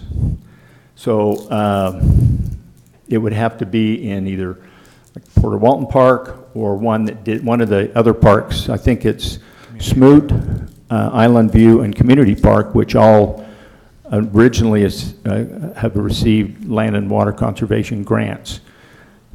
So I'm sorry, are you saying so that couldn't go in any of those parks, or? No. Not without, you can if you want to go through the conversion process, which I'm against, by the way. But you could put a facility at Community Park or Freedom Hills Park, potentially. you could put it at Community Park in the new section of the park, which wasn't a part of the original grant. Okay, but you can't put it, you couldn't put it in the original part where we originally thought we could go. So you may not want to work on the I better hold Bruce back then. Yeah, from trying to find out whether or not that can be converted from wetlands. Because unless you can convince them to donate and spend that kind of money and not put any advertisement on it, which I don't think is realistic. No. So, in general, before we go down that road, in any case, Could we allow them to place a sign on the frontage road? That's what I was just thinking. Could we just have a no sign? billboards, no, it can be a temporary sign. Like I can go out and get a vinyl sign and put it on the fence, but it can't be there for very long. Yep. My opinion is any help we can get to pay for improvements is great, and these are, relatively, community views RSL or Utah Jazz as, hey, this is our team, and there wouldn't be the pushback to that as there might be for some other advertising type issues, but yeah. If we got the University of Utah to sponsor, would we do that? Yeah. Well, that's just new information. The Parks Committee was very excited about this idea. It would be no cost to us. It would be a great amenity, but this is new information that we can't do it in the community park, which was in the place, and we could move it to the new section of community park, but we couldn't do it where it is. And then you could have all the advertisement that you wanted. You just can't put it in the piece of the in the original park footprint that was part of the land and water conservation grant. We'll have to ask Randy to start filling in those wetlands on the new part of the park and tell our friends at the Army Corps. Well, and that was our discussion, because the part where we thought we could put it was where it's a designated wetlands where they're supposed to be like an overflow basin, and it's been grass since the day it was done. But well, that's too bad, Lynn, because we've consulted with an environmental consultant, and that northwest corner wasn't going to be a problem as far as wetlands goes. Yeah. Well, and you may still want to do that, because then you can put some other amenity in there. Yeah. That doesn't require that you put advertising. If we're taking some of the flexible field space in the new park, we'd want to see what we could fit. Yeah, maybe you over in put the other spot. maybe over in that spot is where you put the Bowery and the restroom and the other things, and you take up the space in the new section of the park. So it's not that it's not unworkable, but we just thought before, I didn't want to go down that path and come back and then you say, wait a minute, we don't like corporate sponsorships. And at what point do you say, you can have this corporate sponsorship, but you can't have this one. That's where, That's a huge one. you know, because George is if in favor of you're of basing it diversity on my Utah judgment, logos, but you're no probably BYU in trouble. logos, right? Well, so just to take that point a little further, I mean, if we're going to do corporate sponsorship, let's have NASCAR-style police cars. I mean, I'm sure SDP would put a logo on it. It really is a fine line. Where do you draw between acceptable corporate sponsorship and not? Like you said, oh, you could do Freedom Hills Park. First thing that came to mind was this memorial honoring veterans is brought to you by the Utah Jazz. Okay? Doesn't really roll off the tongue necessarily. So I guess it's the tolerance of the community for corporate sponsorship. I'm personally not in favor of it.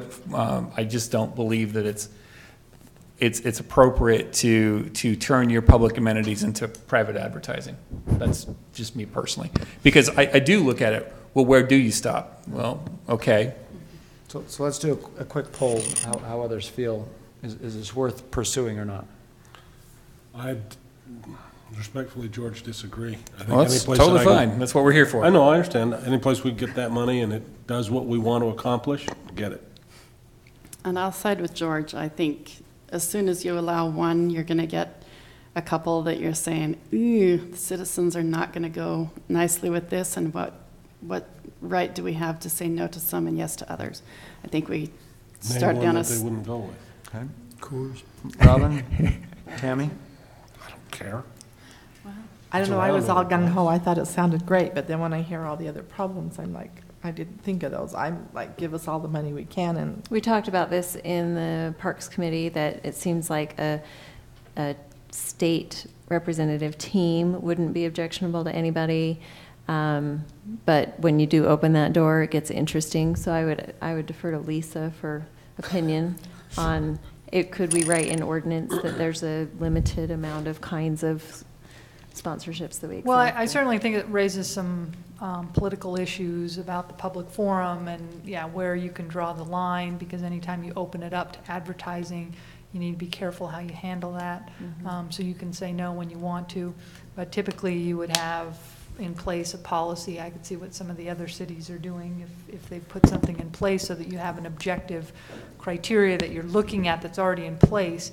But we would also have to amend our code, because we've specifically said that there's no commercial activity in our parks unless we are allowing, like they rent the whole park. But I think we've specifically said, look, we don't want people coming there and selling people things, because they're there to use the park. So we might have to look at our own ordinances as well as generate a policy that might make it Unless more it's on objective. baseball opening day and we're raising money, then it's okay. And I could totally see that if you wanted to do a Jazz logo in chalk for the day. I have less problem, but a permanent fixture. I think it's an important and interesting question to have answered. Would the council feel favorable to asking staff to give us a summary report on this issue of how it's dealt with in other places? It can't be that tough, because the schools do it all the time. Lots of And when I cities asked do Stephanie lots of- what would be objectionable, she said Coors or Budweiser, and okay, I understand that, doesn't bother me, but okay. But that's happening at they're not getting into the schools, but Coke and everybody else is. In my conversation with Susan today, and I asked her specifically about this because of the issue with the land and water grant, she said Salt Lake County has allowed it, but in areas where they don't have land and water, and Salt Lake City never could come to a conclusion of what they would allow and didn't allow, so RSL, there aren't any in Salt Lake City. So That's not surprising, they can't come to a... Logan put one in, but they did a conversion process that cost them $75,000 to put in a $70,000 court. Now, to me, that doesn't, I don't know. I mean, I'm not an accountant, but it didn't make a hell of a lot of sense. Absolutely, you're right. So. But if it had been $20,000 to get 70. There's a line there where it makes sense. And I know this is off the subject, but when you said NASCAR, when I was working at the oil refinery in West Bountiful actually came to us and asked us if we would want to sponsor their police cars.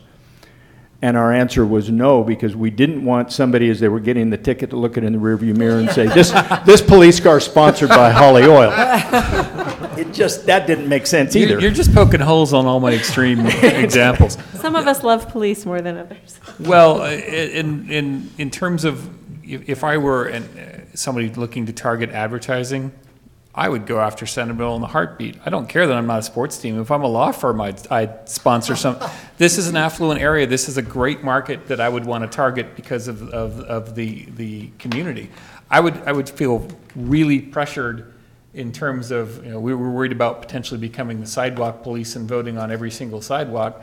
I don't want to be petitioned by everyone who's got enough money to advertise in Centerville for their right to sponsor something. That's just me. So we got 2 against, 1 for, and 2 wafflers. It's not reinventing the wheel. It's been done in the past. I'd love to see You're the okay with it? standard. No, I'd Okay. love to see the standard of how people have decided to do it in the past, what kind of policy they have in place. I guess I'd like to know how the other towns are getting, like I said, I'm like George, but I don't know, I wouldn't be opposed to finding out how the other towns are doing it and not having to let everybody else do Could we it. have this be an agenda item next time, just to get a staff report? Could The we first one. include Lynn in the staff? Please. Read over? Because, as to do that, You really are awesome. Because you're putting in enough hours to No, be it's staff? more, I'm saying more the, What is it you want me to do? I'm asking think more she's- the legal opinion, how you deal with accepting some sponsors and not, if I that's can find out possible. what other cities have done and how they've gotten around yeah, it. that's what I was assuming If you you, were and or referring if they have to. any written policies on making that determination, because I'm sure the school district does. That's a great, school district. Logan does a good job with their policies. That would be helpful to, even see their policies, where they draw the Yeah. line. Yeah. I'll see what I can find. So Lynn will try to gather some from other entities. Lisa can give some thought to whether there's some legal issues here. Is that part of the assignment too, or? Yeah, but it might not be the next meeting, since I'm Okay. out the rest of this week. Yeah. Oh, come on. All right, well, Lynn, Then I gotta catch up. RSL's pretty excited about putting a thing here in our city. that would be great. But Lynn, you'll find if you keep coming to city council, they just give you more work to do. That's all right. So I'll put it on the list right under my wife's stuff, all right? So is this supposed to be back on the next agenda or a later meeting? Let's just, if, Why don't we bring it up at the parks? work If I session. find out what I will do, I don't really, I can come to another meeting, but I'll email you any information that I find out, and you can distribute it, and then you can discuss it. The mayor had a great recommendation that we could just also add this to the agenda of the Work meeting. parks cemetery discussion.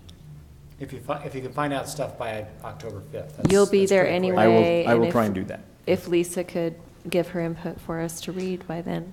That's only one more day than she would have had the next meeting, so well, Great. we can give Lisa some more flexibility if we need to, but what Lynn has gathered by then, we could share. Okay? Lynn, thank you for your time and for everything you put into the park redesign. You really have done an amazing job as our volunteer chairman. We do appreciate you very much. Okay. Thank you for your time. Thanks. Okay, it's 10 to 9. We've still got some other items on our agenda, including a really exciting financial report from Marcus. Could I ask for a short break before that exciting wanna- financial report? Do you, It's gonna be that exciting. do you want to take there's been a Yes, suggestion we please. take our break, a quick break now before the financial report. So let's take a 5-minute break. See, I thought I'm sorry. I know you're probably trying to look to the code. Lisa's hogging the cookies. Right there. I'm okay just leaving the This is a loophole now, it could be accused of being YouTube up cautious for in the future, unless we close it quickly. Oh, yeah. Well, I want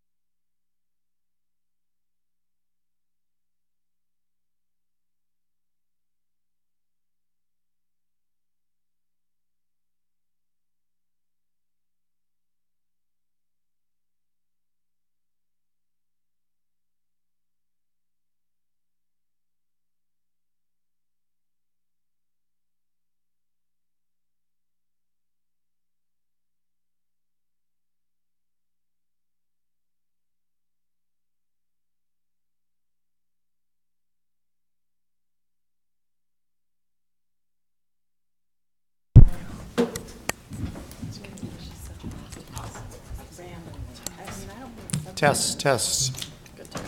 Okay, we have reconvened after our break. Next item on our agenda, we're going to go much faster through the next 5 items than we did the last 5 items. Please. I only have a page for mine, so. Is the financial report, starting with the financial report for FY17, and then the interim report for the next period. Okay, so.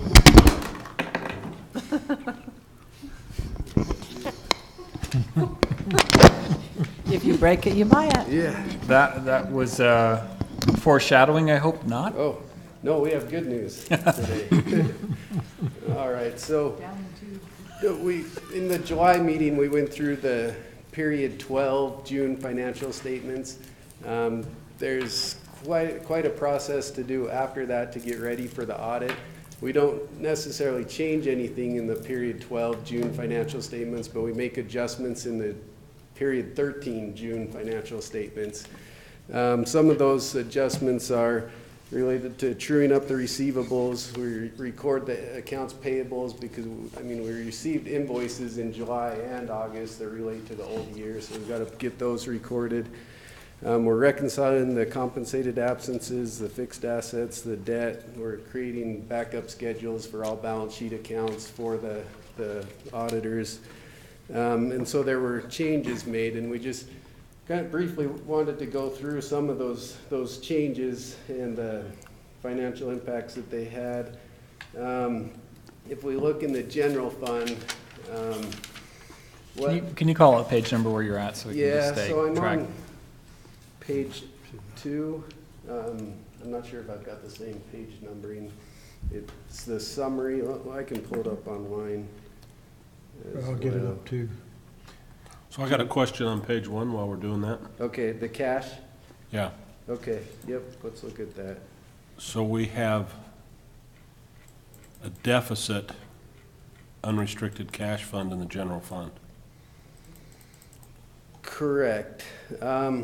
There's actually there's one bond that possibly might need to be adjusted. There are a handful of things that we still have a few question marks, and I found that one of the bonds might be too high, and what that entries would do is reduce the bond, so it would reduce the restricted cash and increase the cash, and I'm 95% sure that's what we're going to be doing to this particular bond, and so I think we're going to be okay where we're not going to run into that situation. That was one of there's a handful of things that the auditors came the end of August, and there's a handful of things that it didn't quite have ready for them, and that was one of them. We had 95% of it ready for them, but that was kind of on the list that there's a few things we're kind of waiting on, and so I think we're going to be okay on that issue. Now, just so for clarification, that doesn't represent the unrestricted fund balance. It's just, right. Well, there is an unrestricted fund balance of, I don't know, $500,000 or $600,000, but the cash issue is what he's focusing on. Right. The restricted cash does, well, no, because there's restricted cash and it's offset by this liability, so it does have no fund balance consequences. So we're okay on that. Do we adequately collect from services from the couple of funds that have plenty of money, the drainage utility and the transportation fund? Yeah, yep, we have an admin charge, and so all those funds pay the general fund. But do we do it adequately? Do we actually recoup all of our costs and maybe on the generous side? Marcus can't answer that because I've told him that Jake and I need to review that and review then something with him if we're going to adjust what we've been doing. We just repeated last year's what we did in the numbers, but we've got to come up with a breakdown of the justification. Couldn't find the breakdown supporting the amounts that we've been transferring as administrative charges. We need to do that. Okay. And back to this cash position, if you did compare this to the prior June, there would be differences in the allocation. And the reason for that is how the accounts payable is recorded. Maybe it doesn't matter, but when accounts payable is recorded, the expense gets recorded in the proper fund. But how the system does it is it records it all in the general fund. And so when you go to get that accounts payable in the proper funds, you have to move the cash allocations because the expense is already correct. So you're just moving the accounts payable through the cash allocations. And so these cash allocations will be a little bit different than the last set of financials. Any other questions on this page? I just have to say I love just how unusual that Utopia Project Fund balance looks. $3. $3. Oh. That just made me chuckle. Yeah, well, I mean, for the actual CAFR, I mean, it'll probably be, I mean, we can, because $3 does kind of look funny, but yeah. So the actual financials they'll look a little better than having those small things like that, but. So on page 2, what this did, I mean, it increased the revenues in the general fund by about $90,000. That was from truing up the receivables. It also increased the expenses by about $13,000. In the prior financials, the net loss was around $325. Now it's down to $255. Nope. So better. Looking at page 2. Page 2, yeah, sorry. Page 2. 255. So it's the 255. Oh, yeah, there you go. Uh-huh. Can you move the screen down to page 2, Steve? Oh, yeah, sorry. Not doing my job over here. And I mean, this number. we've kind of talked about this before, but it's not necessarily that there was overspending. It was just the sales tax revenue didn't come in like anticipated. Well, and a number of other revenues, as shown with your numbers. Yeah, overall, at 8% off of our budget, that's significant. Yeah. Yeah. That's really a bad call in terms of our projections versus actuals. And so we'll watch that going forward in this year, and I think things are going okay. I know we're only 2 months into this year, but we're looking okay. And any questions about the general fund? I mean, that's really it. The ARs increase the revenue, and the additional invoices increase the expenses a little bit. And do we have any property tax adjustment left, or is it really going to be this short? Yeah, this is it. It'll be that short. I guess it's not property taxes. Yeah, property tax was. Property tax was okay. Was okay, 100%. It's sales tax. Well, there's delinquent line was overestimated. Yeah, but it's the franchise taxes that killed us, and right. Court fines and so on and so forth. A number of things. Yeah, these revenues and expenses are pretty much it. I mean, there's a handful of things, but not much that's really going to affect the income statement items. Well, but the property tax is the fourth line item, property tax general is. Oh, that line, no, that should be, that's the Centerville's portion of the tax increment that is now being recorded in the RDA fund instead of the general fund. You might remember me explaining that during this past year, we were informed by Marcus that we should not be recording it twice. Any tax increment revenue in the general fund, not even the city's part of that. Because the RDA is a blended component unit of the city, we can just record that revenue directly into the RDA fund rather than putting it in the general fund and then just moving it to the RDA fund. And so we just coded it directly, that revenue, to the RDA fund. Which I appreciate, because I hate to try to get a feel for the total revenues we have coming in, trying to understand which ones might be double counted. Right. So let me, before Tammy, you go to another subject related to the tax increment. So it's on both the revenue side and the expenditure side, because on the expenditure side, that $165,000 is also part of this transfers out number on line 53. So it's taken out of that side as well, the expenditure side. And one other thing, I mean, when the actual CAFR comes out, the charges for service on line 13, that's the amount that came from the other funds to recoup the costs of the employees in the general fund. So how that gets reported in a CAFR, you don't call that revenue because it's really not revenue to the city. It goes as a reduction of expense. So it's really saying, you know, an employee's time is being spread out as an expense between the different funds, that we don't call that revenue. We do for this, but in the actual CAFR, it'll be a reduction of expense. I was just going to ask when it is you would remove that line then that is now the property tax general that's at 0%.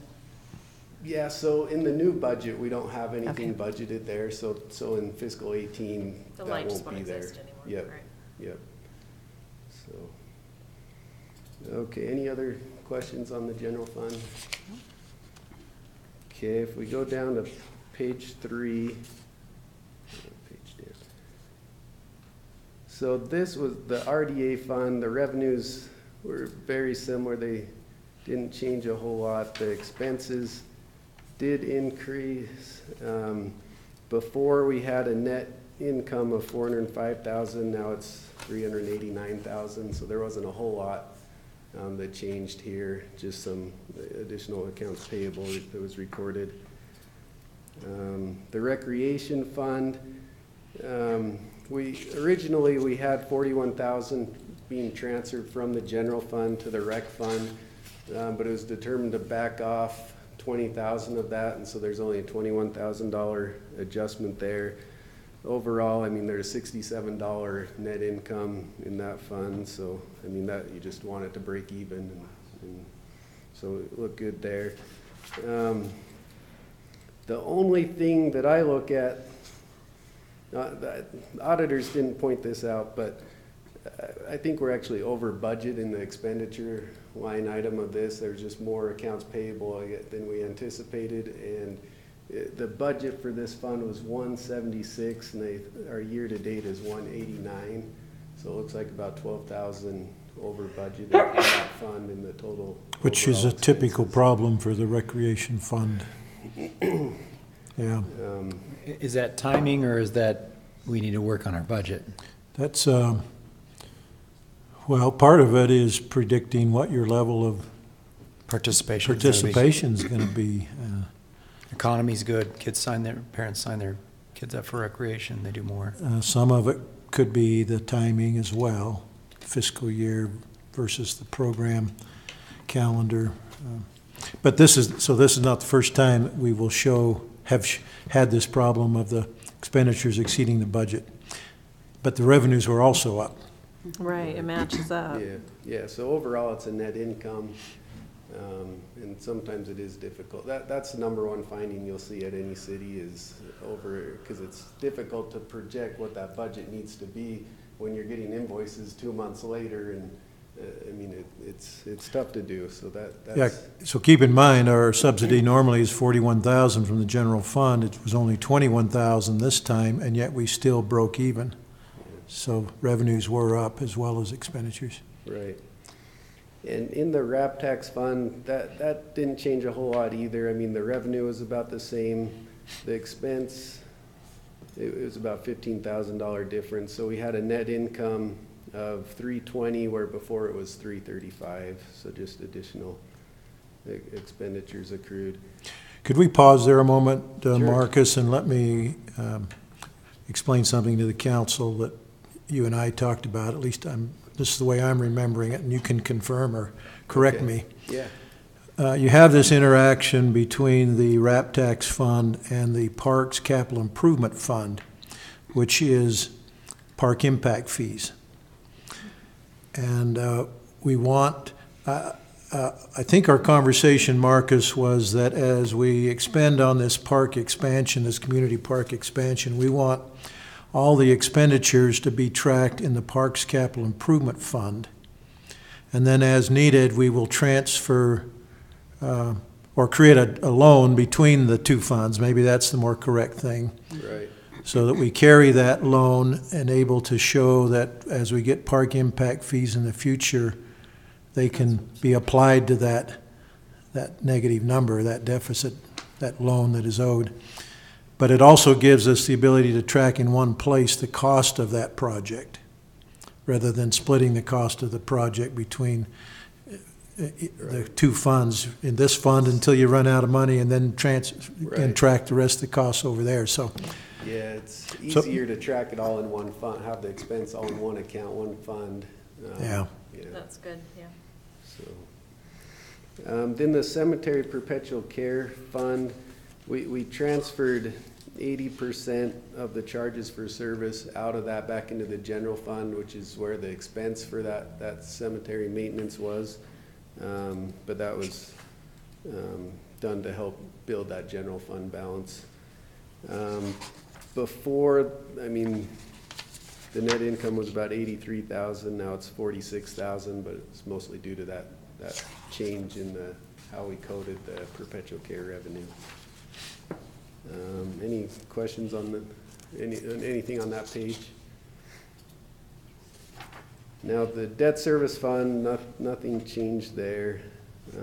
We have a rounding, that's a rounding dollar, $1. Nothing changed in that capital project storm drain fund. I mean, really all that we've done to this fund is transferred everything that was in that fund over to Fund 53, because that's where all the drainage activity belongs. And so this fund will be closed out, and we're not going to use that in fiscal 18. Then we go down to the park improvement fund. That's the impact fees that I was just talking about. Right, the impact fees. So there's, about 100,000 came in impact fee, the park impact fees. So this one is, the expenses are quite a bit higher than the revenue, but that's planned, kind of what Steve was talking about. It doesn't really show the net. What's the net balance of that fund right now? Well, that would be in the balance sheet, which is later in the document. Yeah, if we look on page 48 or so. But Well, I mean, we're not in a 230,000 negative position. cash. We're still okay. 48, so we go to park impact. So if we want to look at the fund balance, it's page 50, isn't it? Isn't it page 49? Page 51. Right. So Well, the 51. fund balance to date, the unrestricted fund balance is 214,795. Unrestricted fund balance. Am I going the wrong way here?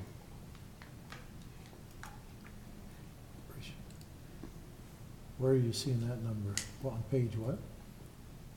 Page 51. All right. 48, it has the Parks Fund balance sheet. Yeah, Parks Improvement Fund. I'm seeing park expenditures 232. on. Okay, then go up a couple here's pages. this page. If you look on the screen, is that the one you want? That's Are you talking the PDF page number, or are you talking the? Yeah, I was talking the page number at the bottom, but the PDF is page 52. 52. This is. Because there's a page 43 in the corner, page 49 on the bottom. So for the one that says charges for survey park development, I'm still not with you. Let's see. Okay, so we're looking at the balance sheet. I'm on the PDF page 49 here.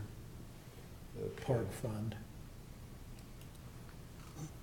All right, and on the bottom of that, it says 48, but that shows the balance. Okay, we've answered the question. There's still quite a bit. Well, that's as of June 30th. Since then, we've paid quite a bit on that. Quite a bit on the And it might be community park. a negative now when you see the 2-month report in the new year. Okay. I mean, the total fund balance in that fund is almost 900. Let's see, scroll down. It's a positive fund balance of 952,344 What, are you talking the park? in the park fund. How come I'm not finding that? let's see, so if you go, See this page, isn't this your balance sheet for the, yeah, so, well, wait, go, oh, are we in 45? this is park fund. Park fund, okay, I'm sorry, I'm in the wrong fund. So if Okay. you scroll down, your total fund in that one's just breaking even. Total fund equity $1.91. Yeah. So, but the close of the fiscal So I was year. looking at the transportation fund. Okay, yeah. That makes more sense. Yeah, This is the sorry. park fund, so we have about a break even, but at the end of the fiscal year, and then you'll see in the, I think the 2-month report that, of the new year, that we're now in the negative position, and we'll have to create that loan between the two funds that we were talking about. Right. Okay. Yeah, sorry about that, but,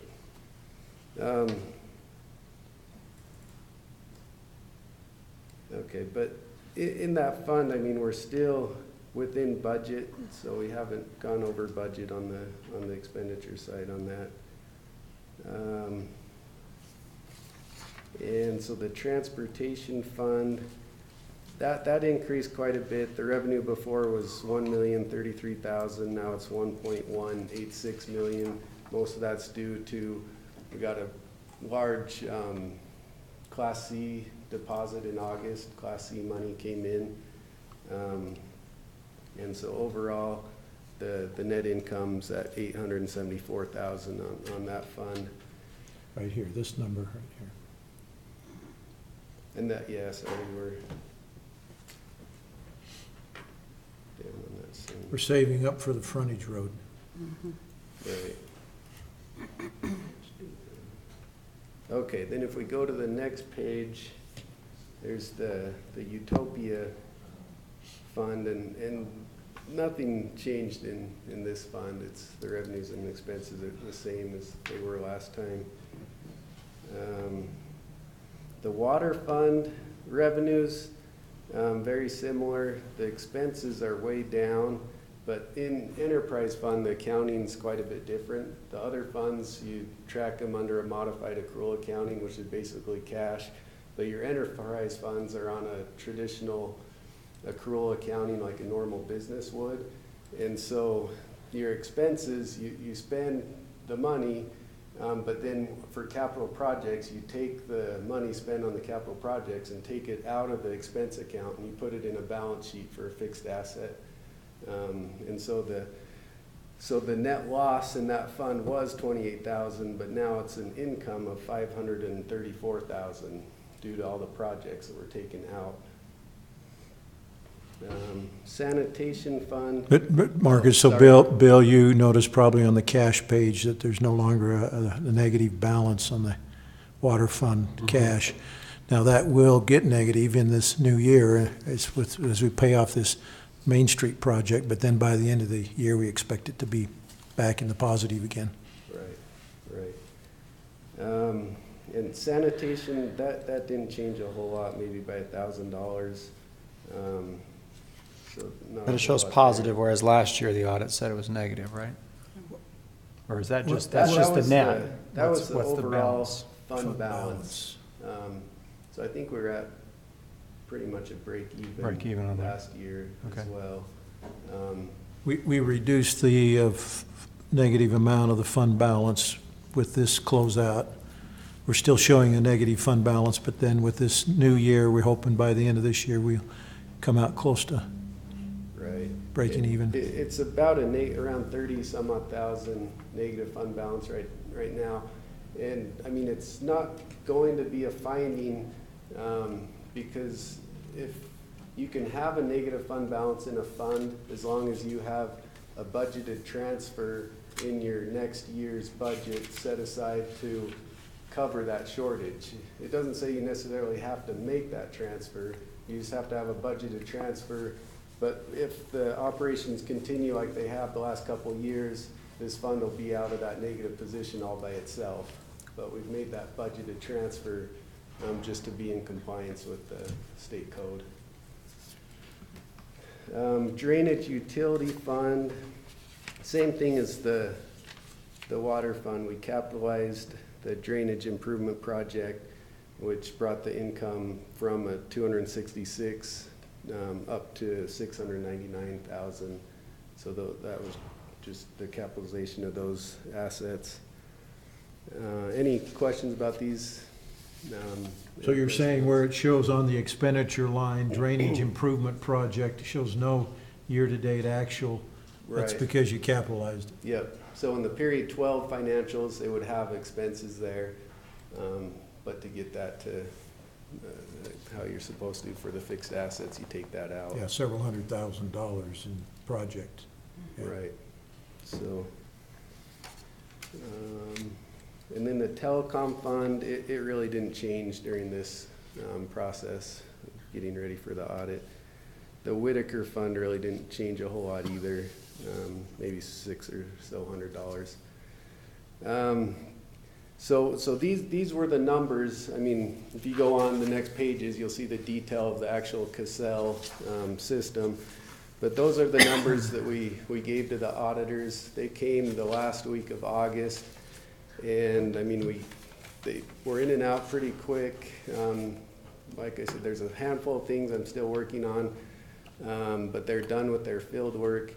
And I mean, Steve and I met with them after the audit, and they said that they audit approximately 70 governmental entities, and they said that only about 3 or 4 don't have audit adjustments, and so far they don't have any audit adjustments, so we're doing good. That is good news. Yeah, so kind of the plan with the audit is I'm hoping to get them the stuff they need to finish it off and get them the draft of the CAFR sometime by October 1st or sometime toward the end of this month. And then they'll go through what they need to, and then we're hoping to have it wrapped up by the end of October and possibly present sometime the first part of November. To the council. And then you'll be able to ask questions to the auditors and however we want to do that. But any questions about these financials or the audit? Or Steve was in the meeting with me, so I mean, if he wanted to add anything on that, but I think. Just felt good. Yeah. Better this time. All right, so do we want to go into the August? You want just a brief touch on the 2-month report for the? Yeah. What is what is accounts receivable ST Light? What's that? What is accounts receivable ST Light? Accounts receivable ST Light. 10-131. Street lighting account receivable. There's one part of the city where they pay a street light bill. So I think that's the only utility that comes through the general fund is the street lighting one. The rest of them come through the enterprise funds. Okay, so if we look at the August financials, I'll be brief. I mean, page 1's the cash position. The general fund cash covers the restricted cash. We did have to make a due to, due from for the water fund. Like Steve was saying, we're gonna go in the negative right now. At the end of August, it was negative 4,561. So we set up a due to from the drainage utility. Any questions about that page? Okay, if we go down to the general fund revenues, overall, I mean, we should be around 17%. And right now the revenues are at 14%, but I don't think that's any concern because the property taxes really haven't come in yet. Right. And so we'll see that come in November, December timeframe. The ones to really look at are the sales tax one, and the sales tax we're right at the 17%. So we're right with budget on that. The fines and forfeitures are another big one. We're at around 15%, so that, I mean, that's not terrible. So overall, I think we're okay on the revenues. On the expenditures, we're good. We're around 13%, so we're under. There's a couple departments, if you look down at line by line, that are a little over the 17%, and a couple of them are because of like prepaid insurance type thing. The finance department in particular, for example, we pay most of the insurance bill for the whole year, the liability out of finance, as well as some annual contracts. That's why that's over. I'm not concerned.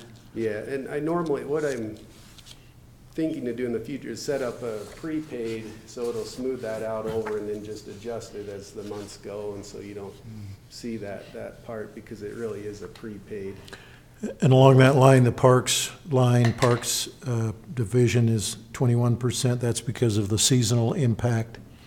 Your July and August months are your highest months of expense. So any questions about the general fund? Okay, go down the next page, and we've got the RDA fund. And I'm sorry I didn't get to you on this, Marcus, but Okay. I think what Marcus has done here, and I think they need to understand this. This would show, you'd think that there were total expenditures of 76,000 right here, this number so far this year, but that's explained in this way. 42,000 is the administrative service charge for 2 months of transfer. Pretty much that's most of that. And the transfer to the other fund is, I think you are, if I'm not mistaken, Marcus, you're taking the additional tax increment as if it's coming in monthly and moving it over to the Utopia Capital Fund. Is that right? Right, so we're transferring funds that haven't even come in yet. So I meant to talk to you about that, Marcus, and yeah, maybe we want to hold off until we actually get the. Yeah, the reason I did that, I mean, it was budgeted, and we had the expense in that fund, and I thought, well, the transfer's there budgeted, so I did that, but we can talk about the timing of that. And so I did that to even out the revenues and expenses in that Utopia. That's why it shows that much expense, but those are the reasons why. Yeah. Okay. We won't get the tax increment until March. Okay, right. Any other questions about the RDA fund? I mean, really the revenue is just the lease payment that's come in from the theater. It's actually 3 months revenue are in there with interest. And talked about the expenses. Recreation, I mean, we're under on the revenue, but that's expected. I mean, that kind of gets caught up in the spring. RAP tax, we're right on target with that on the revenue side. Haven't really spent much in that fund. And then the cemetery perpetual care fund, there's not a whole lot of activity there. Then the next page, the debt service, there's no activity. The bond payment isn't due yet. The park impact fees are a little ahead of schedule. Expenditures are right on. And then the transportation fund, I mean, we really haven't got a whole lot yet. We haven't got the C Road money or the transfers, so there's not a whole lot of activity in that fund. And then there's the Utopia fund that we've been talking about. So the transfers came from the RDA, and the expenditures are just that payment to Utopia, the monthly payment. Those transfers coming from 2 different directions, aren't there, Marcus? Yeah. From the general fund and from the RDA. Right, okay. So there are 2. Right. Okay, and then the next page, we have the enterprise funds, where we're doing great as far as the revenue, the expenses. I mean, no real areas of concern in that. I mean, we got a rebate from Pacific Court, was the non-operating revenue. Sanitation fund is right with budget. The drainage utility is as well. And the telecom, I mean, we're a little ahead on the telecom. And then the last is just the Whitaker fund, and there's not a whole lot in the first 2 months of the year. But any questions about the enterprise funds, or do we want to look into anything in more detail? The Whitaker parking lot was paved, by the way, if you haven't seen that yet. Yay. And that came out of RAP tax, not Or it didn't go Well, through well, the we Whitaker have been Trust transferring RAP tax into the Whitaker Fund, so the expense will show in the Whitaker Fund in the next month's budget or the next 2 months, whenever the bill comes in. Fund. That looks nice. There'll be some touch-up by the parks crew along the edges, but So I think my only question is, there's a tremendous amount of detail in these reports. 100 plus Too much. pages. For our monthly report, do we desire to have that much detail? It takes a lot of time to consume 73 pages Right. twice. Right. Yeah. Yeah. I'm okay with the roll-up for the monthly report. Is the summary okay? For me, it Anita, is. Do you want that? For the monthly, I think it's great for the annual to have all the detail, and we post it, and so we're completely transparent with Okay. the public, but There's transparent and then there's overwhelming. Yeah, yeah. So, yeah, one of the tests auditors do is, and it's one I knew there'd be a problem with, but one of them that they do is they look, it's a state compliance issue, but they look at your financials that are given to the council, and they look at August of 16, and then they compare those financials to the actual accounting system, and they found it doesn't match. And so by having this, I know it matches because I print it right out of the system, but no, so, yeah, we can Just just write a give you the memo summary. and say, here's the 2 summary pages, and then you can ignore the rest, but I'm gonna include them anyway. Okay, okay. I mean, I'll prepare it like this every month, but then I'll just submit the summary pages for the council packet, if that's how you would rather have it. Well, I'm just being honest and saying I consumed the first one entirely, then I got to the second one, I was like, I can't consume this much data. Right. Fortunately, it's a smaller time frame, but Yeah. Right. I'm glad it wasn't just me. I'm glad you brought it up. no. So in the future, I find what I'm hearing is we'll just give you the summary section, the front few pages. But if you want to have the whole thing, you could get that. I could forward it to you upon request. Is that how you want to do it, or? I think that would be great. I'm fine, I'm looking over at Bill, the finance guy. Which way would you prefer? Summary only? Okay. Because I think the state code is that you get financials monthly, but it's a more detailed version quarterly. And so So do we give them this kind of report every quarter then, and in between? That would probably be one. So that means for the next one, when we'll give them the full one again, but then the following 2 months, it's just a summary. okay, yeah, we can. But you'll know that in the beginning of the big one is a summary, and you don't have to go beyond that first 6 or 7 pages. I mean, That's fine. It's just there just in case. It's just when it turns into a 150-page weekend plus, Right. you know, the financial summaries, it gets tough. Okay, All well, right. that's good to know. So, all right, I don't have anything else. Thank you, Marcus, for your work on that. I think Appreciate the council certainly has a lot of confidence in what you put together and really appreciates your efforts. All right, thank you. So thank you. Hey, I feel pretty good, too. He's having him on board, and I appreciate you supporting that effort. Okay, next on our agenda is to reactivate the discussion on sidewalk and park strip trees. Now, in light of the I'm time, gonna move we table this. I just want to, I thought you might, and that's fine, but I just want to report on one piece so that we know if we have your blessing going forward, because we're about to spend some money on grinding sidewalks. In the general fund, Randy, you listening? Come on up and participate in this. In the street department of the general fund, we have $25,000 line item for grinding sidewalks. Now, that has increased from 11,000 or so 3 years ago to 18,000 last year and to 25,000 this year, so we have been increasing it. Then you still have, at some point, the option to designate some money in the transportation fund. But here's what we would propose that you allow us to go forward with at this time, is to spend that 25,000. And Randy, you want to propose how we do that? We're spending 20 of it now this year and saving some of it for those things that we may need in the next year where we have people that we work with. You mean in the next year, you mean in the spring? Spring, yes. In the current fiscal year, Yes. but Yeah, we're going to spend the bulk of it this fall. We've got a contractor lined up to do that, so. Tell us how you plan to do it in terms of, are you going to go all the way across No, the city or what pick we're an doing, we area? did the south end last year, And we're gonna do the north end this year, and we're gonna do a quadrant, because it's much more economical for them to do an area where they're working all the time. So what our plans are is to switch year to year. And we've got about 6 or 7 quadrants that we're gonna be doing them in over time. But we're gonna do the far north this year.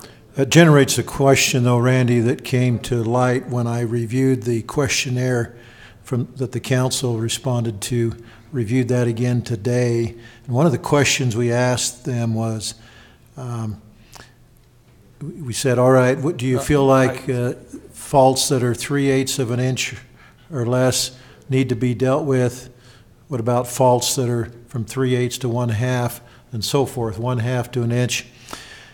Most of them indicated that we shouldn't worry about anything that's just 3/8 of an inch or less, and I think about half of them also said if it's a half inch or under, let's not grind them, because they didn't feel like that was that big of a liability as long as we're keeping them painted.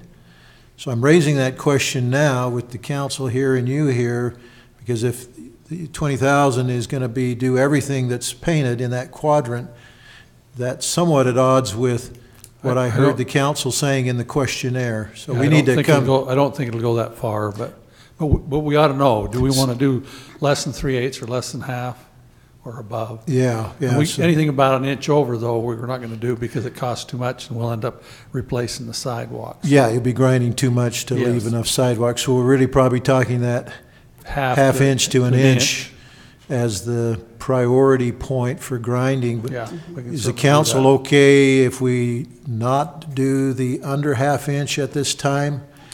To just keep them painted, though? I'm okay with that. I think the painting is important. It sends the message. Yeah. Hey, we're planning on repainting in the spring is what we're going to do. Resurvey. And yeah, they're looking pretty good right now. We think they're good enough for the winter, and then we think we'll freshen them up in the spring. Is what we're that resurvey in the spring will also identify any new pop-ups, new faults. So what about the 1 to 3 inch, category where those are going to have to be ripped out and replaced? We'd like to look at the adopted rules and regulations of where we're going so that we head forward with it. We don't want to go in, start replacing if trees are still lifting, and we want to make sure we determine where we're going, and then we'll go out and start the project. So I would hope by next spring sometime we would have an idea of where we're going, and then we would look at those. That's the dialogue that this group needs to have. Meaning you want the city council to establish the policy before you start working on it. That's correct. I think we ought to establish the policy, get the citizens' input, and then set out embark on a project and start working on that project. So your anticipated earliest date, you could start work on rip and replace next spring, whatever. Yeah, if we could get it. Yes, that's what we'd like to do. We don't have a lot of funding. We'd have to put some funding in place from our street budget in order to do that. Let me tell you, Steve and I talked about it. We are going to be doing the frontage road as far as the sidewalk system next year. We need a lot of capital because we want to take and mill the frontage road, put the sidewalk in, and then overlay. You mean the bike lane? You said sidewalk. You're right. The bike lane. We want to overlay the whole thing and make it together. And take the ripples out of the frontage road. I'm all in favor of that. Yeah, we are too. And we think we're not going to have a lot of money in order to do that. So we're looking maybe at not even starting the sidewalk project, the heavy replacement, until maybe the next budget year, trying to maybe push off that far. Because we may need some of the money to help do that overlay. Kevin's doing a cost estimate on that to see if we'll even have enough to do that. I thought we had some concern that Irma said if we didn't start doing something on the sidewalks, we might lose our insurance coverage. No, we won't lose our insurance coverage. We just, if we don't have a reasonable plan in place, as a defense for a lawsuit, that's the concern. But we are going to be grinding. Yes. We are going to continue to paint and see that the paint is maintained on those that are not dealt. Wasn't the plan that we were doing the 3-inchers first? Well, we've done the 3-inch. We did the 3-inch and larger already. We did that. Those this spring. They've been done. Yeah. So we have been doing some. Yes. And we are keeping a little bit of contingency in for citizens that rip trees down. If we get people that rip trees, we go in and help with that, not with the trees, but we will agree if you'll take your tree out, we'll replace the sidewalk. We always have a few people every year that do that. And so we'd like to save a little money to work with. That's the other part of the 25,000 or the other 5,000 of the 25,000 he's talking about. So, yeah, do you remember this last spring, we did everything over 3 inches? I thought we were saying we weren't doing 3 inches. Well, we're not doing the 1 to 3 inches. Okay. Right. Yet, until we Yeah. have a policy from you that guides us about trees in the park strip. Yeah, what we're going to do on that, and then we'll follow that policy once that's established. In the meantime, we'll keep them painted. We're doing well with having a plan and moving forward in a reasonable Yeah. way. Yeah. Appreciate the efforts to have a plan and move forward. I'd like to get these fixed, but I think it's a reasonable plan. Yeah, I think we need to get a good plan, and I think we'd be covered if we're moving forward. If we've got a plan in place, I think we're better off than turning our heads and not doing anything, so. Okay, Okay. any objections to that? If not, let's move forward. Okay. Thanks, Randy, for your efforts there and your staff. I really appreciate that. Mayor's report, I spoke to the Sun, is there anything else on the trees? I spoke to the Sons of Utah Pioneers last week. They had their annual conference in Utah for 3 days, or in Centerville for 3 days. Where did they have it? They had it at our stake center. The Canyon View Stake Center is where they kicked it off. Was that what was up there? That was what was up there, and then they had some event at Center Point, I think, and they had some travel events where they were going and seeing historic sites, End up etc. using any of those things they asked for from the Centennial? I don't know what they asked for. They had a lot of props. They had a lot of historic discussions. It was some good focus on our past. I wanted to, you can read the Utopia reports if you'd like. We had a fire board meeting yesterday, and I wanted to report to you on the plans for the fire service area has for bonding for improvements. Municipal interest rates right now are very, very low, lower than when they originally looked at some of these cost estimates. They're doing an analysis to try to balance, say, should we borrow the money now at these lower interest rates, even though we're not ready to spend it maybe for a few months before we get some of these plans underway. But we passed a parameters resolution that basically starts the process going for bonds. There'll be a public hearing in October at our next meeting, and if everyone agrees to proceed, they'll take down the bonds in November.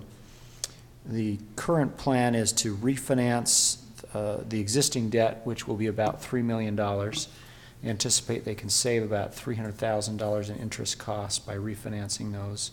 So that's a significant savings on the existing $3 million of outstanding debt. Then there will be at least $7.6 million in new funding, trying to finalize the cost estimates for new station for remodeling of the Mila Park Station, and then there's some improvements in Foxborough, and then the ladder truck. Jason Birmingham's estimate is that right now it looks like we would do get an interest rate of around 2.86, 2.9% for a 20 or 25-year bond. So that's in a nutshell, the current plan. I expressed a little bit of concern about not, borrowing the money before we have these contracts in place and firm cost estimates. We have architectural budgetary estimates, but no bids, and none of these. Some of these may be here's your budget, do what you can remodeling the station within this budget. But we'll try to nail that down in the next month or so. If you have any questions or concerns, talk to me or Chief Bassett about that, but we're moving forward with that process. And that's my report. Next up, Stephanie. That would be me. The museum renovations are coming along nicely. Like the mayor said, SUP convention was this past week, and they did use artifacts from our museum that generated quite a bit of interest, and also some interest in the Centerville book, so that was good. The zombie run is coming up in October, as is the final storytelling, which will be on the 10th, and it will be about the Lund Boys Home. If you don't know about the Lund Boys Home in early Centerville history, come on the 10th. The Christmas at the Whitaker, we do have St. Nicholas coming. That will be the first 3 weeks of December, and it's a huge hit. And we want to thank again Judge Miller for allowing Lisa to use his chambers for her office while she waits for an office to be created for her. She wasn't here. She's been kind of running around all over, and now she's got a semi-permanent spot in the judge's chambers as long as he's not using them. So we do have the opportunity to apply for another CLG grant in January that would come with the need for a matching funds. So, and last meeting I mentioned that there were a lot of early residents of Centerville. If you'd like to look at them broken up by year, this is through 1869. It's 4 pages. Wow. How many names is that, 4 pages? Do you know? I haven't counted, but you're welcome to if you'd like. It's curiosity. About 300. They were saying about 300. This is just through 69. He has actually looked at through to the turn of the century. Anyway, depending on how many you're interested in. So the museum's doing well, and the parking lot is going to be a great improvement. Can we get copies of this? I don't have it. Yes, he just ran it on because I lost my copy. It's just on scrap paper, but I'd be happy to give you a copy. The Landmarks Commission has selected the logo for the historic district, and they held their historic tour walking tour on the 9th. That was a good success. So that's it. Thank you very much for that update. We appreciate both the Landmarks and Whitaker. Do you have a printout of the logo? Is that it? There you go. That's great. So. Okay, Steve. I don't show anything, but 2 things briefly. One is we weren't going to have a utility bill insert this end of this month until I remembered that we have a candidate forum on October 4th. And so I'm thinking we probably ought to advertise the candidate forum in the utility bill insert, and we can add some other upcoming events along with it. So unless you don't want me to spend that $200 or $300 for that purpose, then we'll do that. No, I think we need to get the word out about the candidate forum and Pumpkin Walk would be the same. yeah, pumpkin. Yeah, we'll catch those Maybe the upcoming. zombie run. Zombie run. Zombie run, We'll include those events, yeah. Okay, then the Founders Park, Smith Park, the Smith Park frontage. Signage.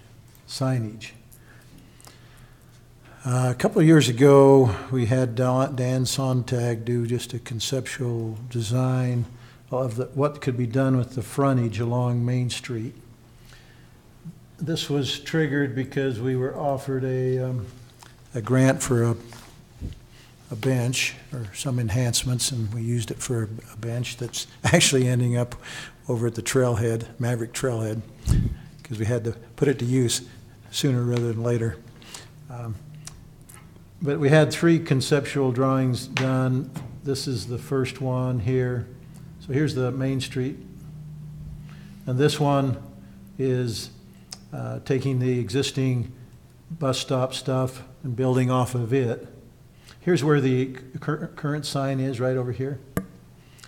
And then here's another version, leaving the bus stop here, but then putting some other stuff over here where the current sign is, replacing the sign there.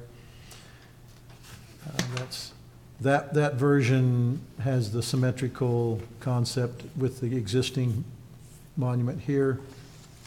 This is the third version here, which would require the bus stop to be moved over to here. This was never settled on by the council as to which way to go, and I don't think at this point you need to engage in that conversation. But I show you this because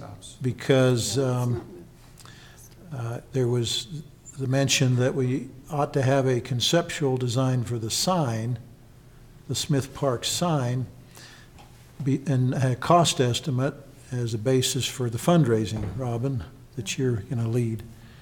So I put this up here just to show you what has been done, but that does not include the design of a sign. But this second option envisioned that the new sign would go here approximately where the current sign is. So the question is, Tammy, you're going to? Yeah, what I was going to say is that the next step was going to be to have him do like elevation drawings of the design of the sign, and also a important element that was included was kind of a trail map. A kiosk, you mean? A kiosk. Yes, on all of these options they have. And so that was part of the thinking through to make sure if we have that vision, to have the design of those tie together, rather than throwing a sign in now and throwing a kiosk in later and not having a cohesive. Which trails are you talking about? Well, this is kind of a really central spot, like, welcome to Centerville, and so basically just a trail map of the city. So from here, this is how you get up. This is how you would get up to the major trailheads on the hiking. Here's how you get down to Legacy, like walking, hiking. My only question on that is, how many people are at the bottom of the park? Wouldn't that be better off at the top of the park? It may be, and so. I mean, I don't know that people that don't know our trailheads are gonna come in and walk to the bottom of our park to find out where they are. It might make sense to put at the top, so. And I mentioned this was going to be brief, so I'm glad to reschedule this for a discussion, but I wanted to show you what we have now in hand and what we don't have. So I think the question is the council willing to hire Dan or someone else to do a design for a sign? Because I think if you're going to go fundraise, it's a whole lot easier to do the fundraising when you have a visual to say, this is what we're working towards. And in my mind, spending a few $100s or up to $1,000 in getting the design and a cost estimate together will make your job a lot easier and help us move forward, as opposed to everyone saying, well, I thought you were raising money for this type of thing or that type of thing. Give them something to say, this is what we want to build. So, and this, for instance, this conceptual didn't cost much. It wasn't really a hard decision for the council to. Yeah, I think it was 1,000 or up to 1,000. You yeah. may not have even spent the whole 1,000. I can't remember. I hope not. That's a lot of pencil ink in there for 1,000. What's that? I said there's a lot of penciling in there for 1,000. So. You mean that a lot of product for 1,000? Not very much product for 1,000. Oh. Just my opinion, but I don't do conceptual design anymore, so my numbers would be way off. Yeah. Well, I just need to have a sense of when do you want to, we can put this on for discussion in a later meeting, but if Robin's going to fundraise, she probably needs some kind of something to, how do we proceed to give her something to use? Do we just schedule this for further discussion? Pardon? You want to wait until the Parks meeting to talk about it? Well, I'm just saying, I don't know that, I'm not ready to make a decision tonight on what I think we've got to give them an idea of what we want it to look like before we just tell them, oh, draw us a picture of whatever you think our sign should look like. So how about asking Steve to get a bid from, or a cost estimate from Dan Sontag to say, what do you think it would cost to take, say, an example of this and turn it into some drawings, some elevation drawings and a rough cost, a detailed cost estimate, not a rough, because we need detailed cost estimate, not rough. Of this area here, for example? Yeah, that's what I would say. Do we need the whole area, or do we need the sign? Well, that's part of the question. I'd say you shoot for the moon and see what you can do. Say this is to place a new sign and improve the location of where the sign would go. Only problem is with people I'm talking to is I think if we go too high, everybody feels like it's so out of their, you know what I mean? I'm trying to get a hold of family members and stuff of his, and, you know, if I say to them, well, you know, we gotta have $50,000, they're like, well, my 25's not gonna help. I think we need to try and keep that part of it, you know, fairly reasonable so that we can get people to donate. So are you comfortable having Steve at least get a cost estimate for that? And Maybe I'll get an estimate for a couple of levels of, couple of scopes of service, so you can and try to react to. give him some more guidance on the October 5th meeting? Does that sound? Okay, Okay. all right. Just That's one question for that guidance is the assumption that the sign is the same regardless of the site. Because that gives what Robin's looking for is I need a dollar number regardless of what other improvements take place. If it's the same sign, then that makes it easier. I think so, and I think that maybe we could kind of see what the temperature is for the fundraising, and maybe even discuss kind of a private city partnership. Little to corporate have a more sponsorship, Bill? complete product. So my recommendation is you tell the Parks Committee, you argue about the sign and the city council will approve it rather than you trying to design it. That way you can blame it on them if you don't like it and change it. And I think a professional designer is a great place to start, because rather than randomly saying, what kind of sign do you like? What kind of sign do you like? How do you even start that, whittle that down to a discussion point? I'll bring you something to react to. Okay, thanks. Okay. All right. That's all I have. Miscellaneous business, I thought we already repealed the impact fees, but Lisa, you have this on the agenda again.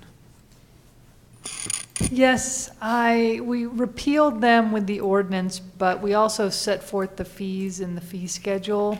And I could have attached that ordinance to the legislative history, but I just wanted to do it right. It's our first amendment to the fee schedule, so I preferred to have the resolution officially amending that section of the fee schedule, so. And what are we doing, amending it out of I'd existence? just like a motion to approve.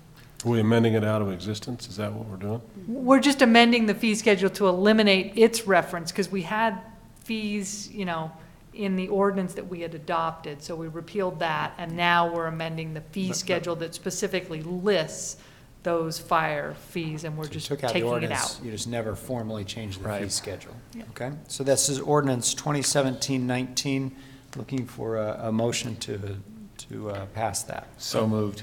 Second. Moved and second that we pass resolution 2017-19, appealing section 12040 of the Centerville fee schedule regarding fire and EMS impact fees. Any further discussion?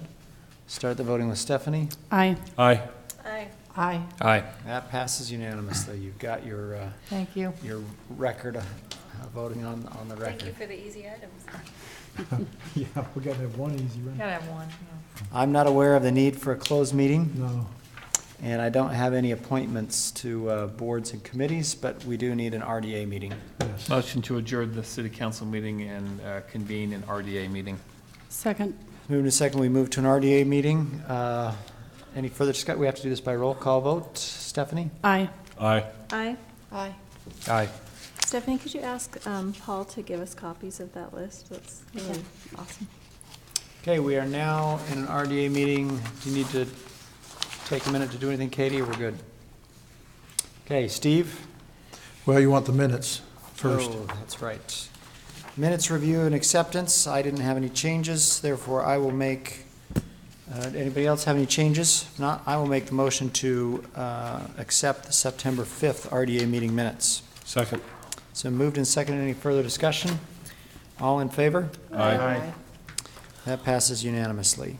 Steve, discuss proposed uses of tax increment for Quick Quack and Dairy Queen. That's Okay, well, with three the- Qs in one. What's that? 3 Qs in one item. Well, with the discussion we had last time, that should give you a lot of the background. I'll try not to belabor it. So we've gone back and we're going with a site plan that does not widen the road at this time, but still consolidates the entrances. And the Dairy Queen folks aren't wanting to invest any of their money in the improvements that would, the alterations that would be required on their frontage or on site. I can understand that. But they are cooperative with the idea of consolidating the entrance. So I think I'm trying to incentivize and grease this and be fair with the developer by offering to pay a sum of money from the RDA that they can then apply towards the cost of altering the Dairy Queen related infrastructure. And I can't just give the money directly for the Dairy Queen site improvements because they're out of the project area, but 400 West is in the project area, so that's why I'm recommending that you make a contribution from the RDA towards the public improvements, if you will, within the public right-of-way. And the value I'm recommending is the $8,300. The bond estimate that you see attached does not include all the costs that will be incurred to alter the Dairy Queen site. It doesn't show any of the on-site Dairy Queen alterations. So there's $4,000 or $5,000 there, Kevin's estimating. That's part of the justification for contributing the $8,300, but I've actually come up with the $8,300 by arguing, okay, sidewalk, one of the new inlets, or replacing the existing drain inlet with the two other inlets, and then one of the pedestrian ramps related to the sidewalk on the north end. Quick Quack, on their behalf, I will say that Quick Quack, first of all, has been very cooperative. We have kind of jerked them back and forth, so to speak, because they invested money in engineering drawings based on widening the street, and then now have had to reverse and go back to a different site plan. So they've incurred some costs there. They're going to be giving us an easement for the sidewalk to put it back. Let me bring up the latest site plan. In what I amended yesterday in this staff report, I didn't have the latest site plan yesterday. But I've added it today and I haven't altered the text of the report, so it may seem out of whack. But let me bring up this latest one, and it's got some fine tuning to do apparently still, but this will serve the purpose of our help me illustrate what we're talking about here. So by leaving the curb and gutter in line now, the road, where the width where it is, preserving the curb that you can preserve, replacing the other, but moving the sidewalk back so that it can stay in place in the future if there should be a widening of that road. It gives you 15 to 20 feet here between the curb and the sidewalk of landscaping. In the meantime, this plan would meet the Parish Lane guidelines, I've been told by Corey, for now. Now, obviously, if the road's widened, it wouldn't, but that would be, they'd be waived from those requirements if the road was widened at some point.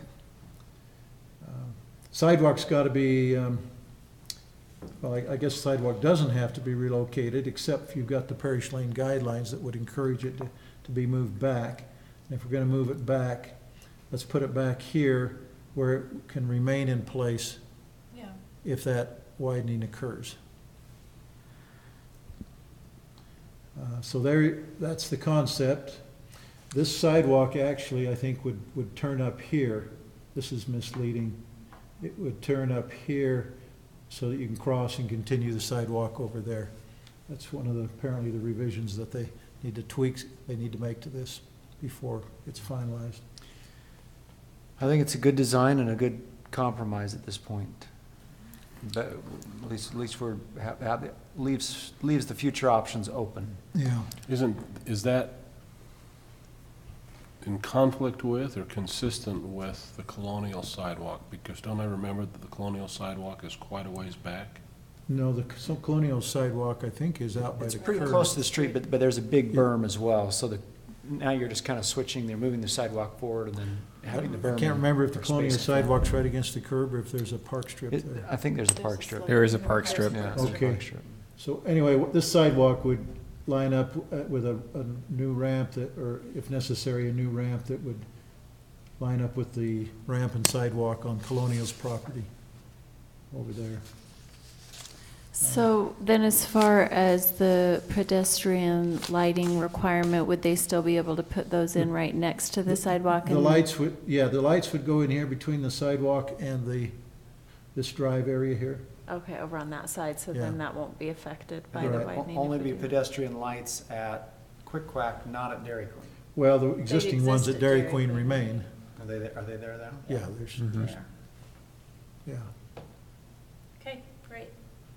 Now, we met with Julie Thompson today, Kevin and I, and reviewed these things. Their concern is about having the same number of parking spaces they've got now. Who is Julie Thompson? She and Scott, her husband, are the owners of Dairy Queen. Okay. And so there's a question there whether in fact they will have the same amount, and if they don't, there may be some negotiation still going on regarding their on-site alterations. They may have to take a dumpster and maybe build an enclosure here where there's a little bit of landscaping, for example. We gotta work through that. Their concern is, one, not having to invest any of their money in these changes because of this. And secondly, preserving their parking spaces. We also talked with them about the long-term impact of the intersection project. Kevin believes we can get several feet reduced off of the impact that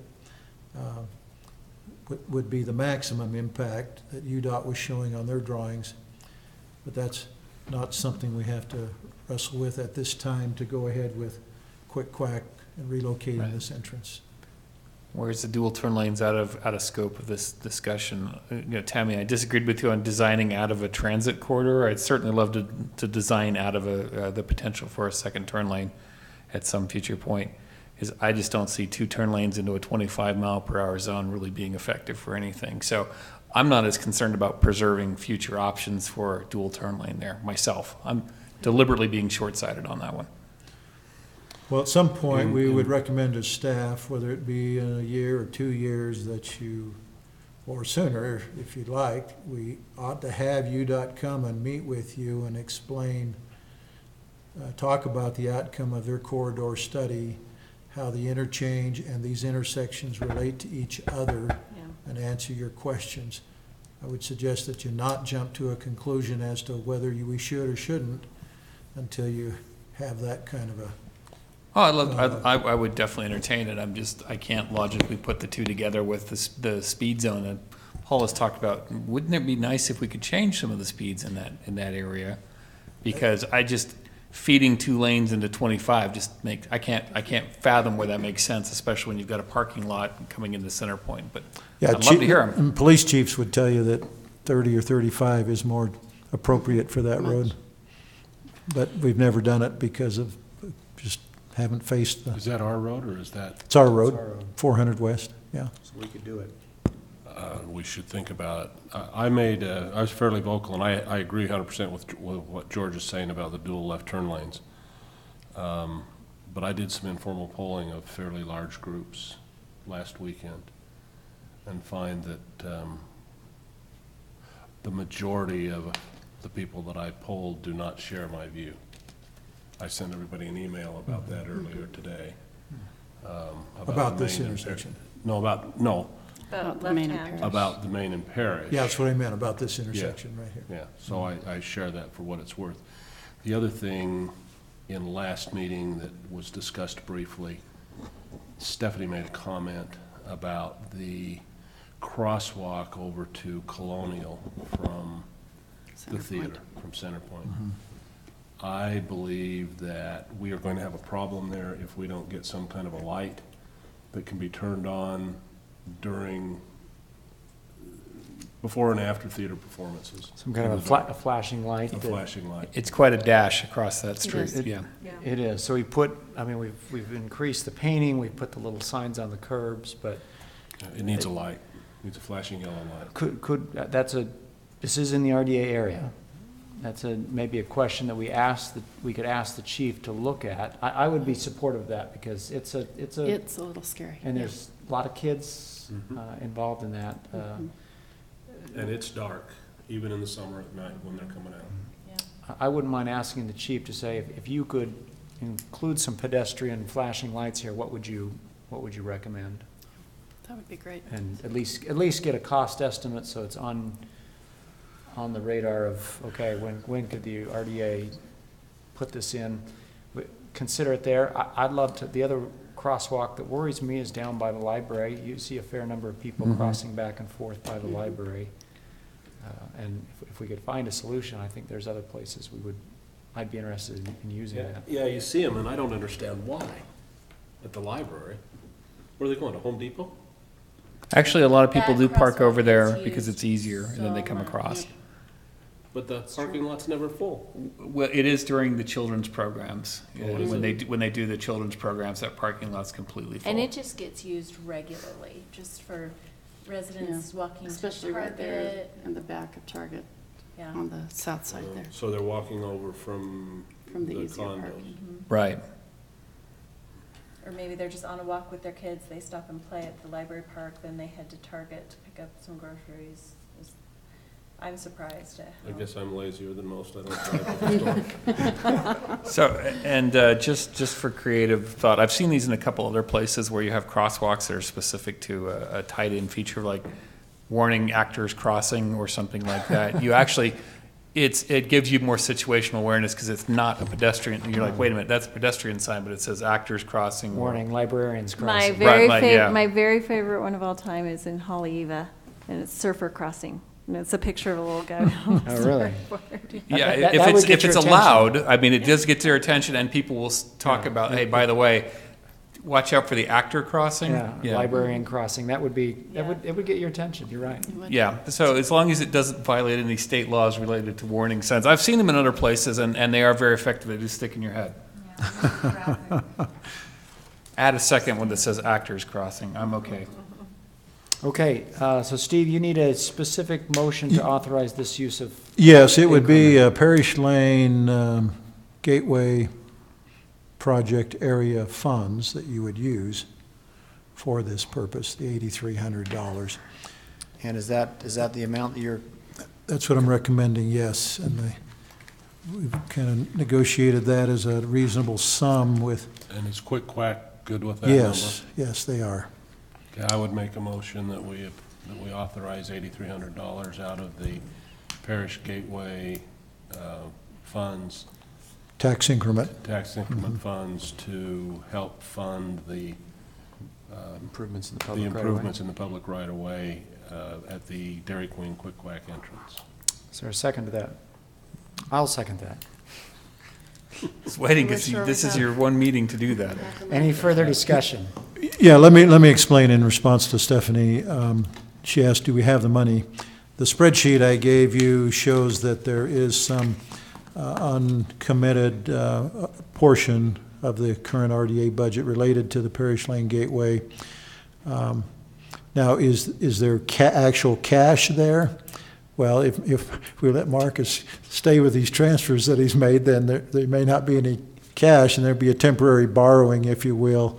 But I'll get him to reverse some of those and hold off on those transfers till later in the year. But the budget authority's there, let me put it that way.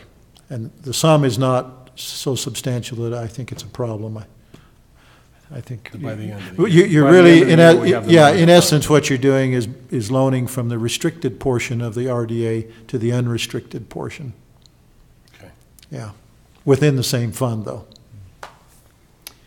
All right, those in favor of the $8,300 for this project, George? Aye. Aye. Aye. Aye. Aye. Aye. And that lengthened driveway on Dairy Queen just will be an immediate Yeah, large it'll be improvement. very interesting to see getting 3 more cars in there I don't know if it's 2 or 3. Off the road, you mean? Off the road, yeah. Before they stack. Before they stack up, will that make a difference? Yeah, if you could just do that. to No, all we gotta do is Chick-fil-A. figure out how to do that at Chick-fil-A. Exactly. Motion to adjourn the RDA meeting. Second.